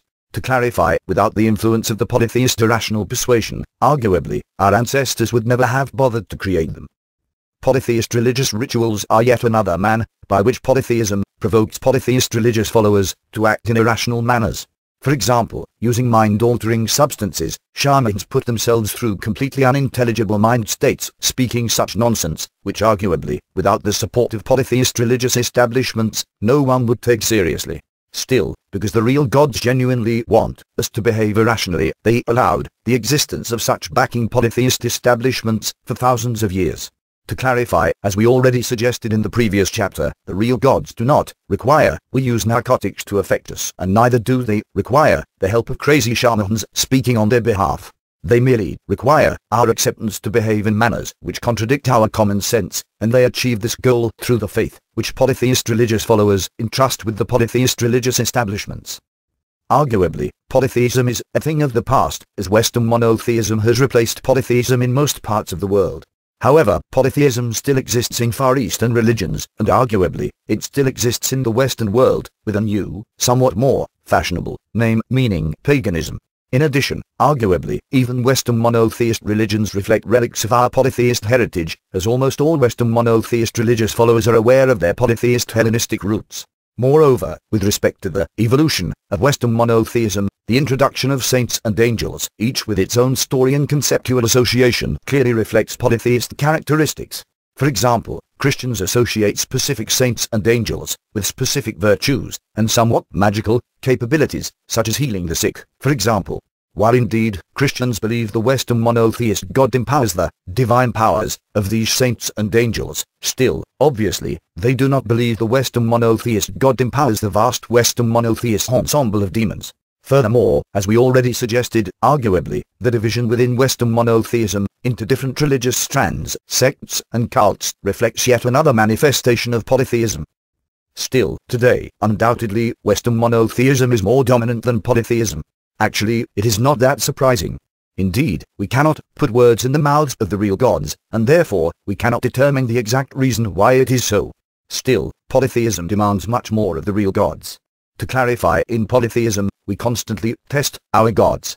If the worship of a polytheist god fails to reward us, we can change the god we worship, while in Western monotheism, it is God which constantly tests its followers. Moreover, the very notion of doubting the Western monotheist God is a sin, while whenever a polytheist God fails us, another polytheist God is more than happy to take its place. Therefore, the framework which Western monotheism provides for the real gods, and with which they can provoke us to inflict inconsistent changes on our reality, is clearly more effective than the polytheist framework. While arguably, we could claim, Western monotheism merely adapted itself to the inconsistent nature of the real gods, we could just as well claim the opposite, meaning that the evolution of religions reflects our evolving cognitive capabilities. To clarify, it is possible, Western monotheism emerged, simply because before its emergence, our cognitive generalization capabilities did not yet evolve, to be able to grasp the abstract notions, which Western monotheism suggests, such as its omnipotent omniscient God. In addition, we should note that as we just suggested, the real gods did not completely erase polytheism from the Western monotheist culture, as if suggesting that the real gods figured, why bother? If we can eat the cake and keep it whole, why should we not? Still, through Western monotheist religions, the real gods can inflict inconsistent changes on our reality, of a far greater scale, than through polytheism. To clarify, while polytheist religions allow us to split into different cults, depending on the polytheist god, most beneficial for our selfish interests, essentially, in Western monotheism, there is but one god, which we can either follow, or condemn ourselves to eternal damnation. Therefore, differently from polytheism, whatever inconsistent changes Western religions provoke us to perform, we do them as a society, rather than as individuals, such as for example, the Western monotheist holidays. Moreover, the task of the polytheist angel is far less demanding than that of its Western monotheist counterpart. To explain, because in polytheism, many conflicting, divine deities may affect our reality. Unlike the Western monotheist angels, polytheist angels are not required to explain discrepancies between their angelic messages and actual events. In addition, contrary to the task of Western monotheist angels, which usually demands great sacrifice and torment, the task of polytheist angels, such as polytheist shamans and priests, demands nothing of the sort. Mostly, polytheist angels are little more than charismatic retards, whose metaphysical connection with the real gods consists of little more than the existence of the religious establishment supporting them, and therefore, polytheist angels can easily exploit their angelic status for their selfish interests. Indeed, as we suggested previously, the real gods care little for the lives of their angels, and hence, do not care if their angels enjoy their angelic status or not.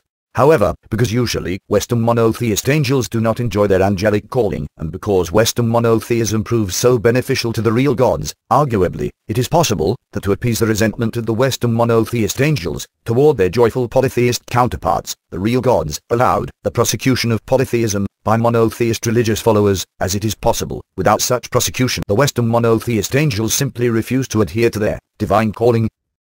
Until now, we focused our analysis on Western religions, both monotheist and polytheist. Still, naturally, there are other religions as well. Even though currently, Christianity and Islam are the two most widespread religions on earth, we cannot forget the Hindu religions, which come third. While Hinduism is indeed big, still, it is more of a family of religions, exhibiting little similarities when it comes to the moral principles they dictate. Moreover, because Hinduism includes many different types of religions, from monotheism and polytheism, to atheism, it is difficult to link the Hindu religious collective with a well-defined angel, abstract or concrete. Actually, the term Hinduism does not suggest as much as the terms monotheism and polytheism, and therefore there is not much substance to the association of Hinduism with an abstract angel. In many ways, Hinduism is as much a religion as democracy is a state. It is more of a religious template, which Hindu religions follow. Within this template, we can find more instances of the same principles we discussed already, and hence, discussing them again is pointless. If it is a monotheist religion, then it is inconsistent. If it is a symbolic concept-driven polytheist religion, it is inconsistent as well. Of course, we are overgeneralizing, as naturally each specific Hindu religion suggests an ensemble of mythologies, moral systems, and philosophies. Still, within the context of this text, arguably, such details are irrelevant. While some of our previous arguments are inapplicable to some of the Hindu versions of monotheism or polytheism, the general principles we discuss already should be valid to them as well. Nevertheless, still, all strands of Hinduism share our collection of unifying principles, many of which reflect ideas not so different from those we suggested in this text.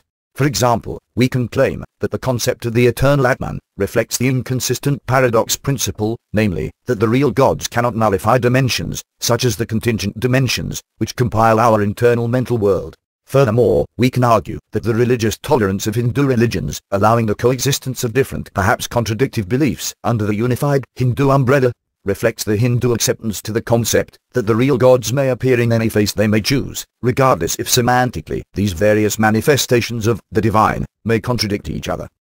Arguably, these similarities with the concepts we suggested in this text may give us the impression that Hinduism embodies a consistent metaphysical theory, and actually, this may help explain why the Hindu religious collective includes some of the oldest practiced religions, as the Hindu religious pluralism provides it with philosophical robustness, which skeptics would find either hard or pointless to refute. Nevertheless, Hinduism suffers from significant metaphysical inconsistencies. To clarify, regardless of any possible similarities between Hindu concepts and the concepts we suggested in this text, Hinduism is not a consistent metaphysical theory, as it fails to address the inconsistent nature of the real gods effectively. Hinduism did not consciously deduce the existence of the real gods, and instead, it focuses on angelic aspects. To explain, Hinduism attempts to formalize well-defined moralities, and had Hinduism been aware of the inconsistent nature of the real gods, it too should have refrained from such assertions. The first major inconsistency from which Hindu religions suffer is the idea we should strive to achieve merger between the Atman and the Brahman. Why is this a problem? Well, let us try to map the Hindu terminology to the terminology this text suggests. If the Brahman is the world in itself, then essentially, there is nothing to achieve. We are already there. We already exist in our internal mental world, which resides somewhere within the world in itself. However, if the Brahman is the real gods, such a merger is impossible. To clarify, if our soul, or alternatively, our Atman, is our internal mental world, or alternatively, our consciousness, then it is a consistent element, and hence, the inconsistent paradox principle determines any such coexistence would nullify both ourselves as well as the inconsistent elements which created us, and hence, no metaphysical element may allow it, and hence, this founding Hindu principle is simply invalid. Still, without a goal to which Hindu religious followers aspire, arguably, nothing justifies the practice of many Hindu religions. Secondly, if we consider the notion of karma, it is somewhat similar to the Western monotheist notions of sin. To clarify, the real gods are limitless, and hence, nothing obliges them to reward us for our good karma. It does not matter what moral code we follow, or if we follow a moral code at all. If the real gods want to reward or punish us, they cannot, and will not, restrict themselves from doing so, just because it is fair. Moreover, with respect to the concept of reincarnations, essentially, it is similar to the Western monotheist concepts of the afterlife, regardless of the argumentative differences between them, as it suggests an obscure form of divine justice, which again, the real gods simply do not respect. In short, metaphysically, the rewards which Hindu religions promise their followers are unfounded, suggesting following the Hindu teachings is unjustified. To clarify, obviously, it is easy to understand why having good karma rewards us during our lives. If we treat people nicely, they will probably treat us nicely in return. There is no need to enforce this obvious conclusion with a metaphysical principle, as by following rational and consistent argumentation, we can deduce the same moral conclusions, and actually, in Delta theory, we suggested them as well. Furthermore, when we feel we are good people, we radiate a completely natural and consistently explainable charisma, which makes others trust us, as they feel we have nothing to hide. Still, somehow, Hinduism binds these obvious rational deductions into an atmosphere of spirituality, which arguably is simply irrelevant. As such, spirituality is neither present nor required. Still, Hinduism exploits these irrelevant references to spirituality, especially in its atheist religious diversifications. To clarify, by mixing atheism with spirituality, Hinduism shifts the Hindu atheist away from the rationality, which arguably should have exposed its inherent metaphysical inconsistencies, effectively transforming Hindu atheism into weak agnosticism. To explain, in their Hindu formats, atheist persuasions do not challenge Hinduism, and in many ways, the manner by which Hinduism accepts atheism is somewhat similar to the acceptance of modern democracies, to harbor anti-democratic social circles within them. To clarify, just as Hinduism is willing to accept atheism, as long as it does not attempt to undermine the Hindu collective, democracy is willing to harbor any political group, as long as it does not attempt to overthrow the democratic system. In short, it appears that metaphorically, Hinduism serves as a safety net for the real gods.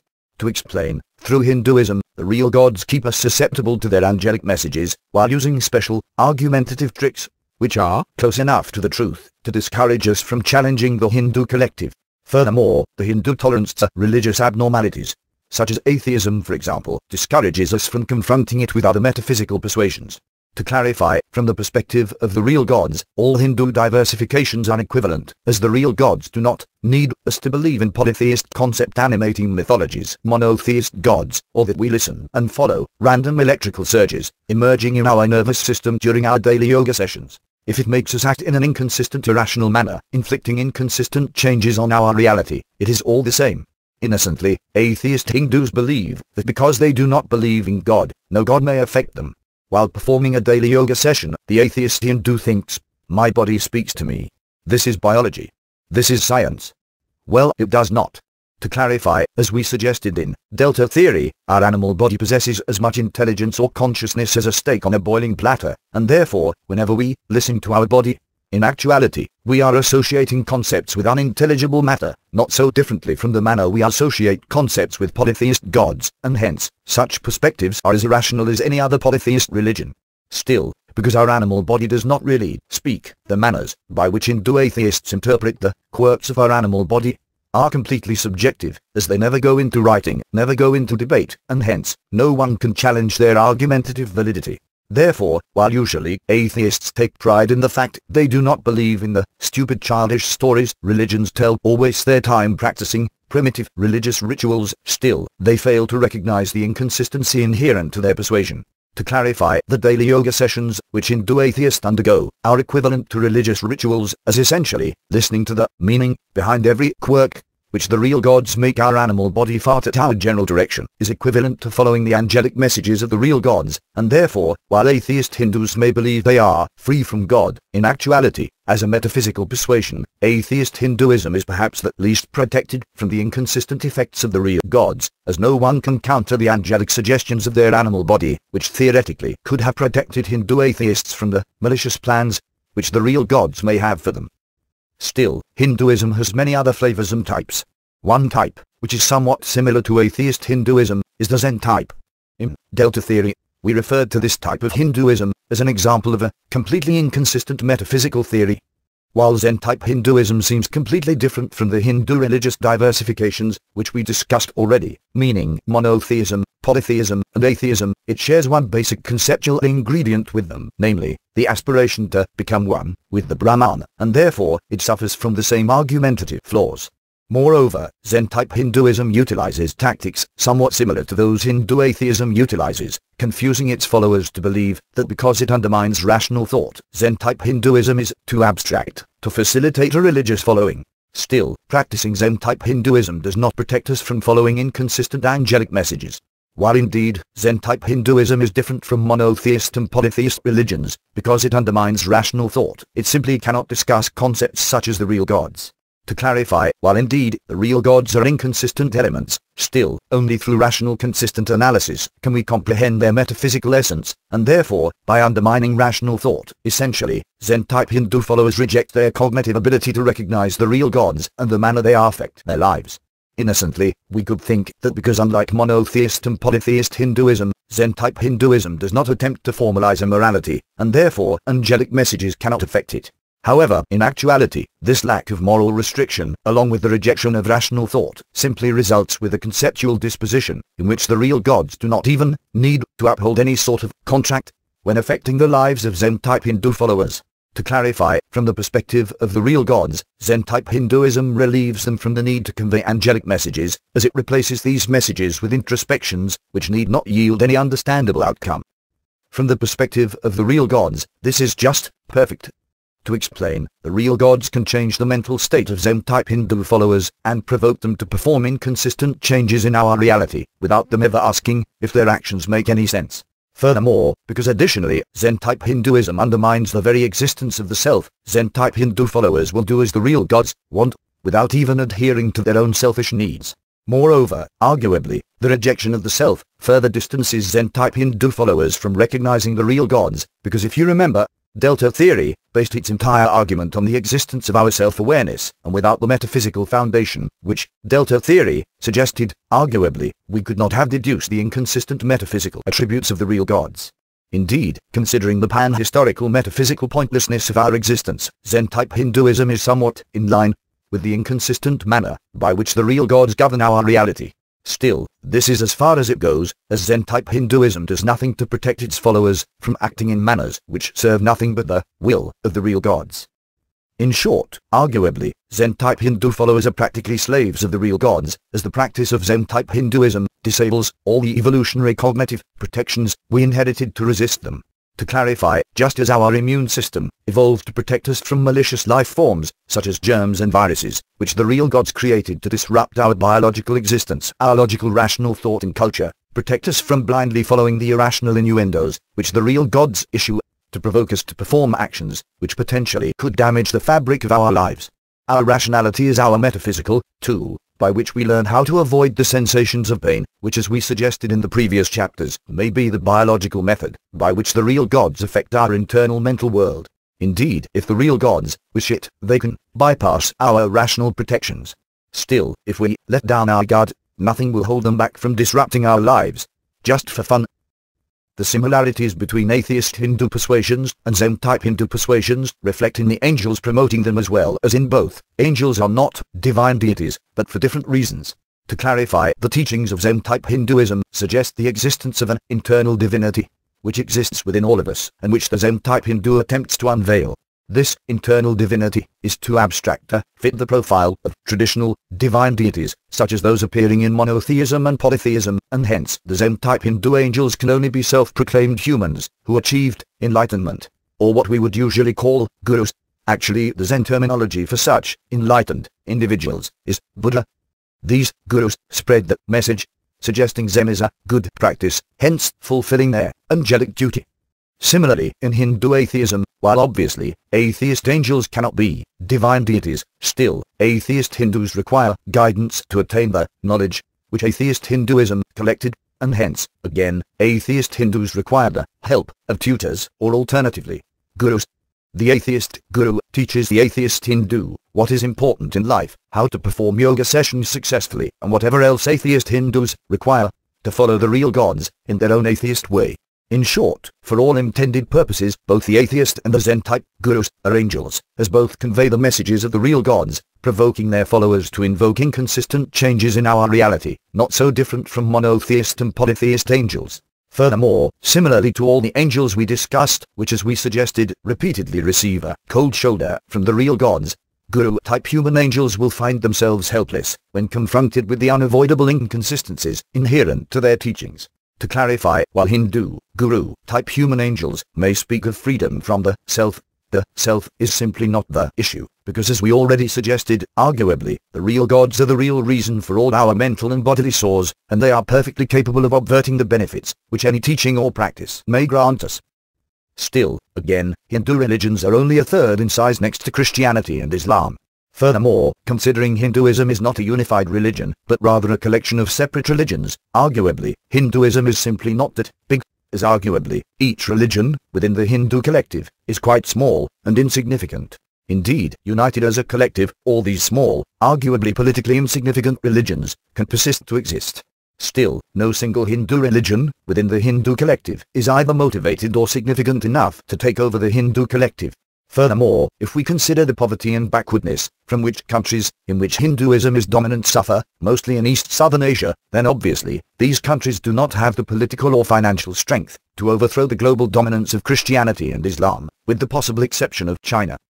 When attempting to understand the purpose for which the real gods allowed Hinduism to exist for so long, we cannot escape the notion that this is exactly it. To explain, in many ways, Hinduism resembles a large collection of religious sandboxes, in which the real gods can play with various types of irrationalities. Still, as our reality clearly shows, the real gods are much more interested in the non-Hindu Western monotheist religions.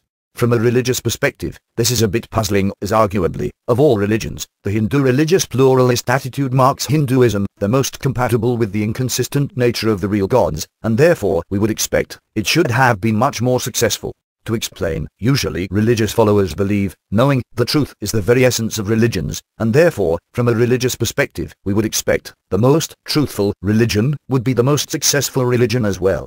Still, as the marginal role of Hinduism suggests, our preconceptions mislead us.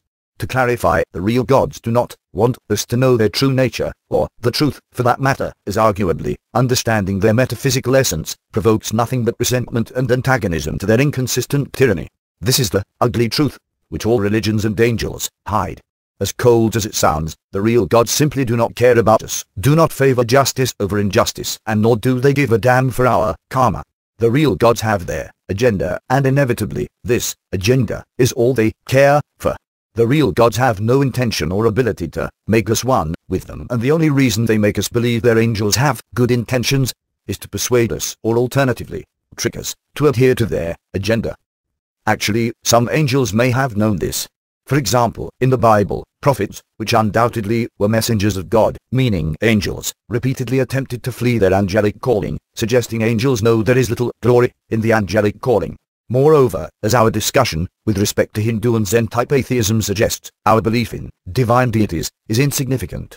To clarify, as far as the real gods are concerned, they do not need us to believe in gods, as ultimately, all they care for is provoking us to inflict inconsistent changes on our reality.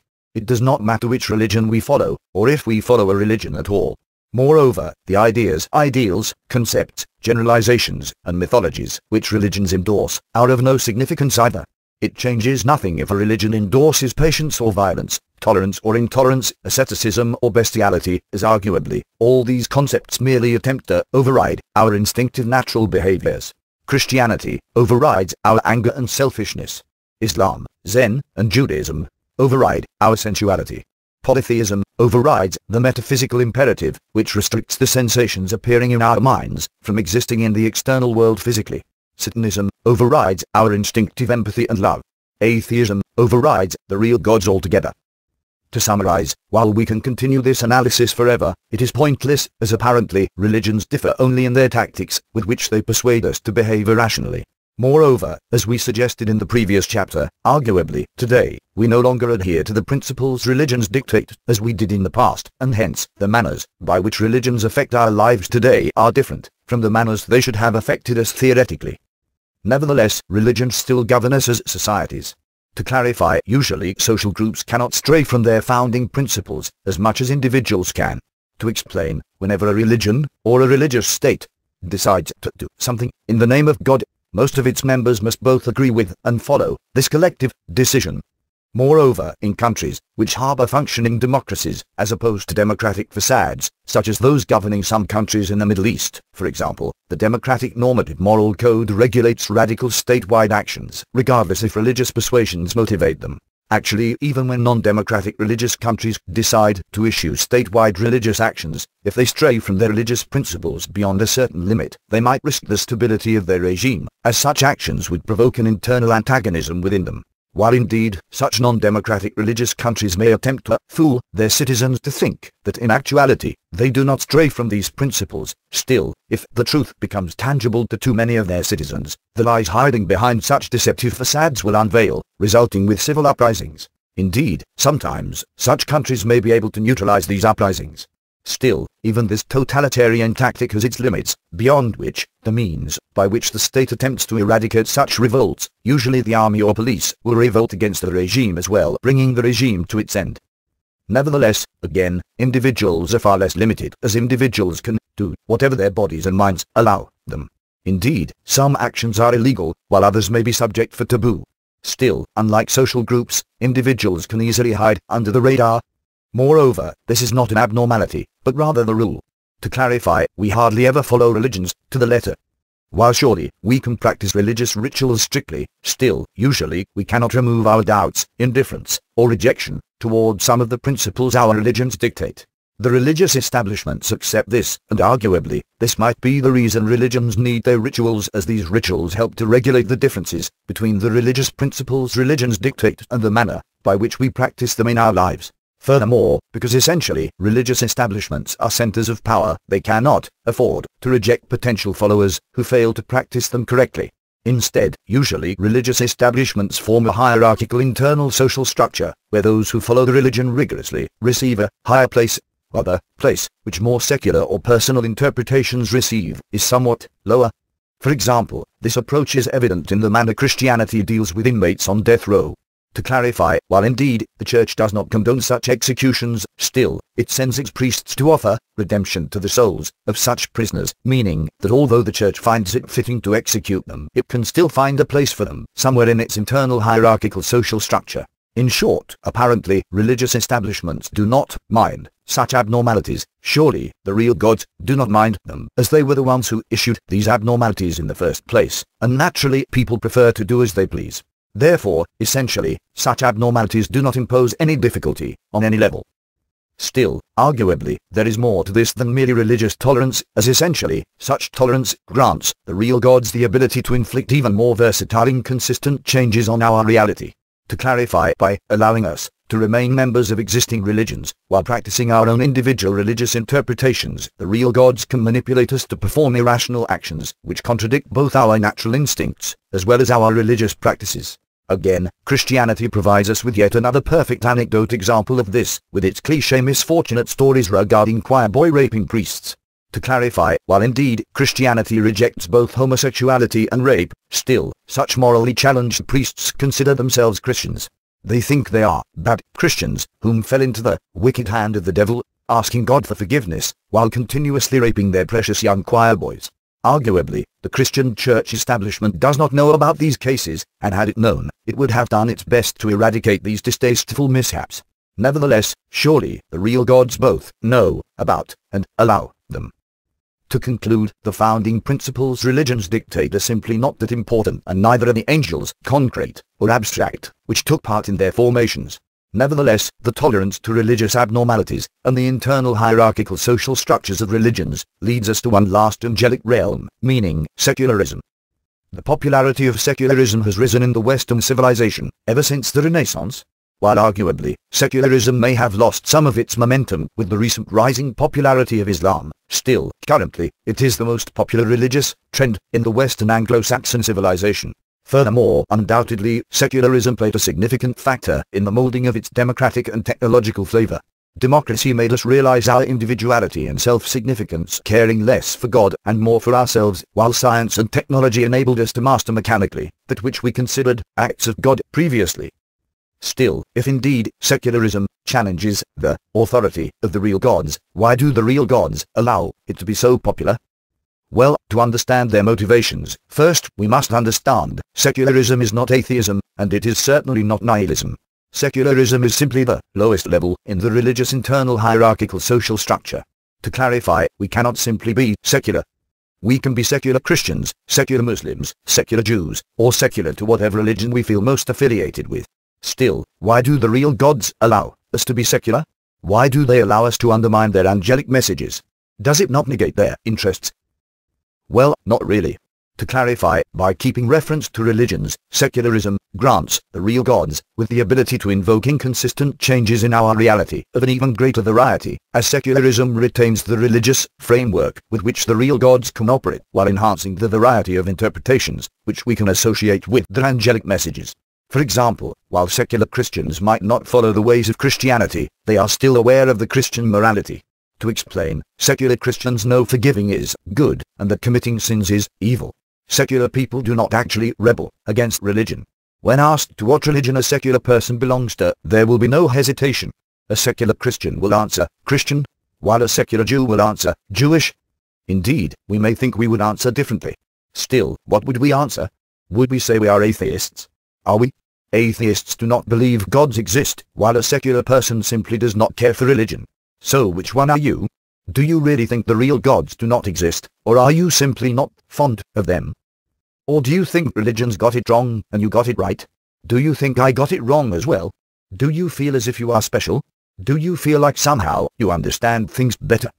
Do you feel like you have your own divine message to deliver? Well, if so, do not worry.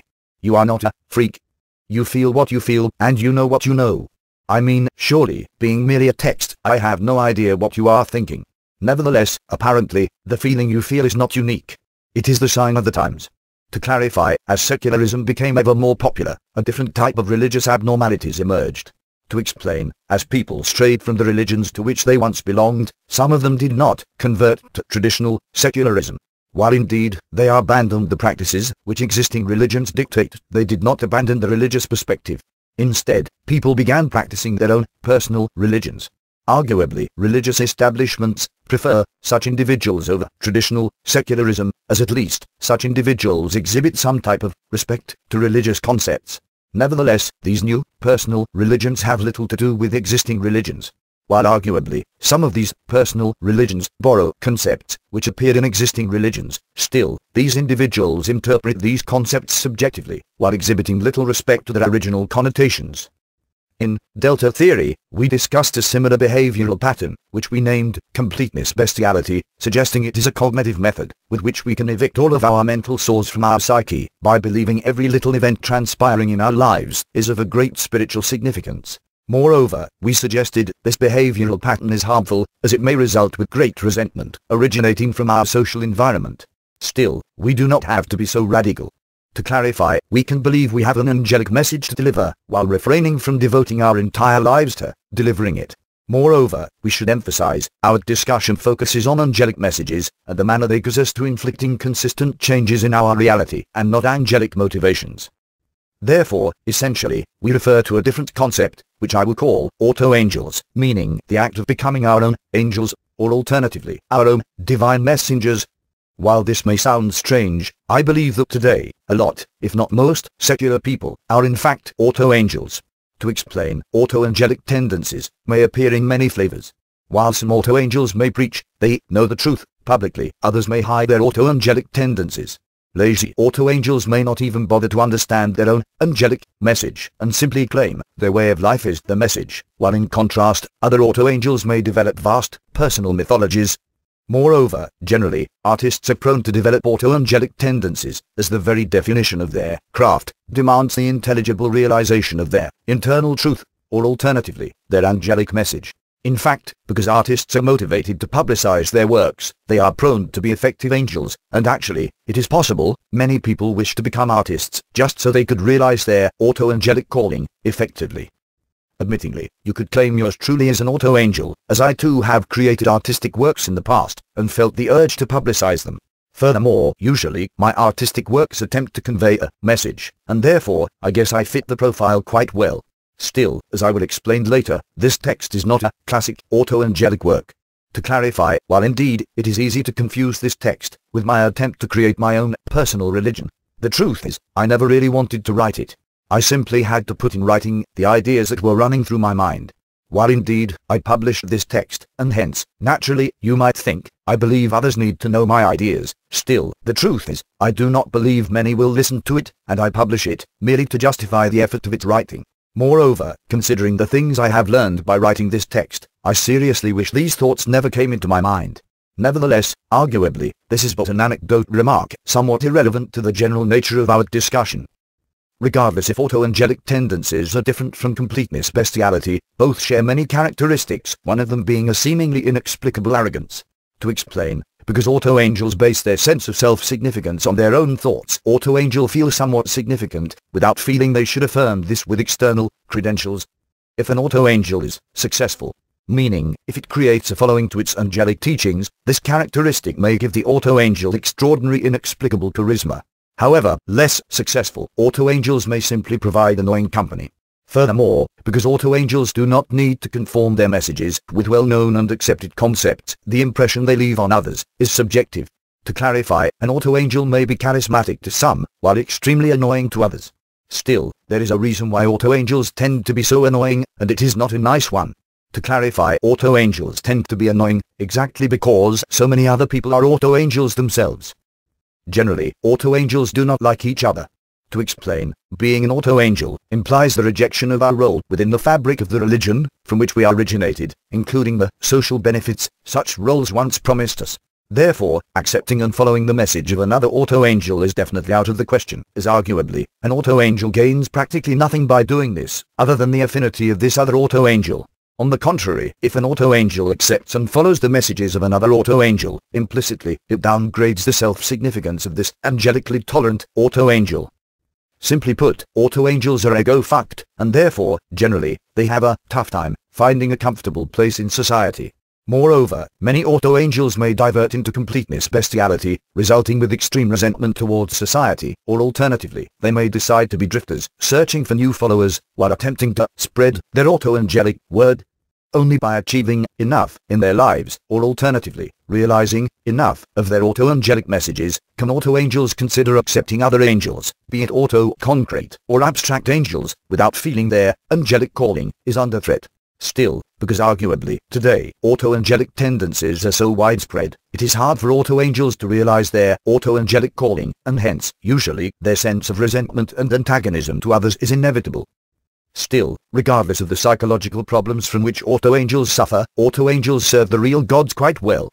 To clarify, in search of a method to realize their auto-angelic calling, auto-angels will perform actions which the real gods cannot even dream other animals would perform. For example, when was the last time you saw a monkey paint a picture, write a musical symphony, a book, or use whatever other means of artistic expression? Auto-angels are doing exactly what the real gods created us for, and therefore, it is not surprising auto-angelic tendencies are so popular. Furthermore, arguably, the concrete angels, responsible for the creation of existing religions, were auto-angels as well. To clarify, obviously, each religion emerged from the messages of its founding angels, and where could such founding angels find their messages, other than in their own minds? Considering the psychological problems from which artists usually suffer, we can clearly find a link between satisfying the interests of the real gods and the amount of suffering humans endure, which again suggests the possible link between our mental sores, or alternatively, the opening of our deltas and our irrational inconsistent behavioral patterns. Still, regardless how or why, generally, it appears the more the real gods are happy, the more we suffer. Indeed, theoretically, if we have talent, realizing our auto-angelic tendencies can be beneficial, as by realizing our auto-angelic tendencies successfully, we may realize our potential. Nevertheless, it is a big if. To clarify, as we previously suggested today, many people choose the auto-angelic path, not to deliver their inner truth, or to realize their talent, but rather because they feel insignificant.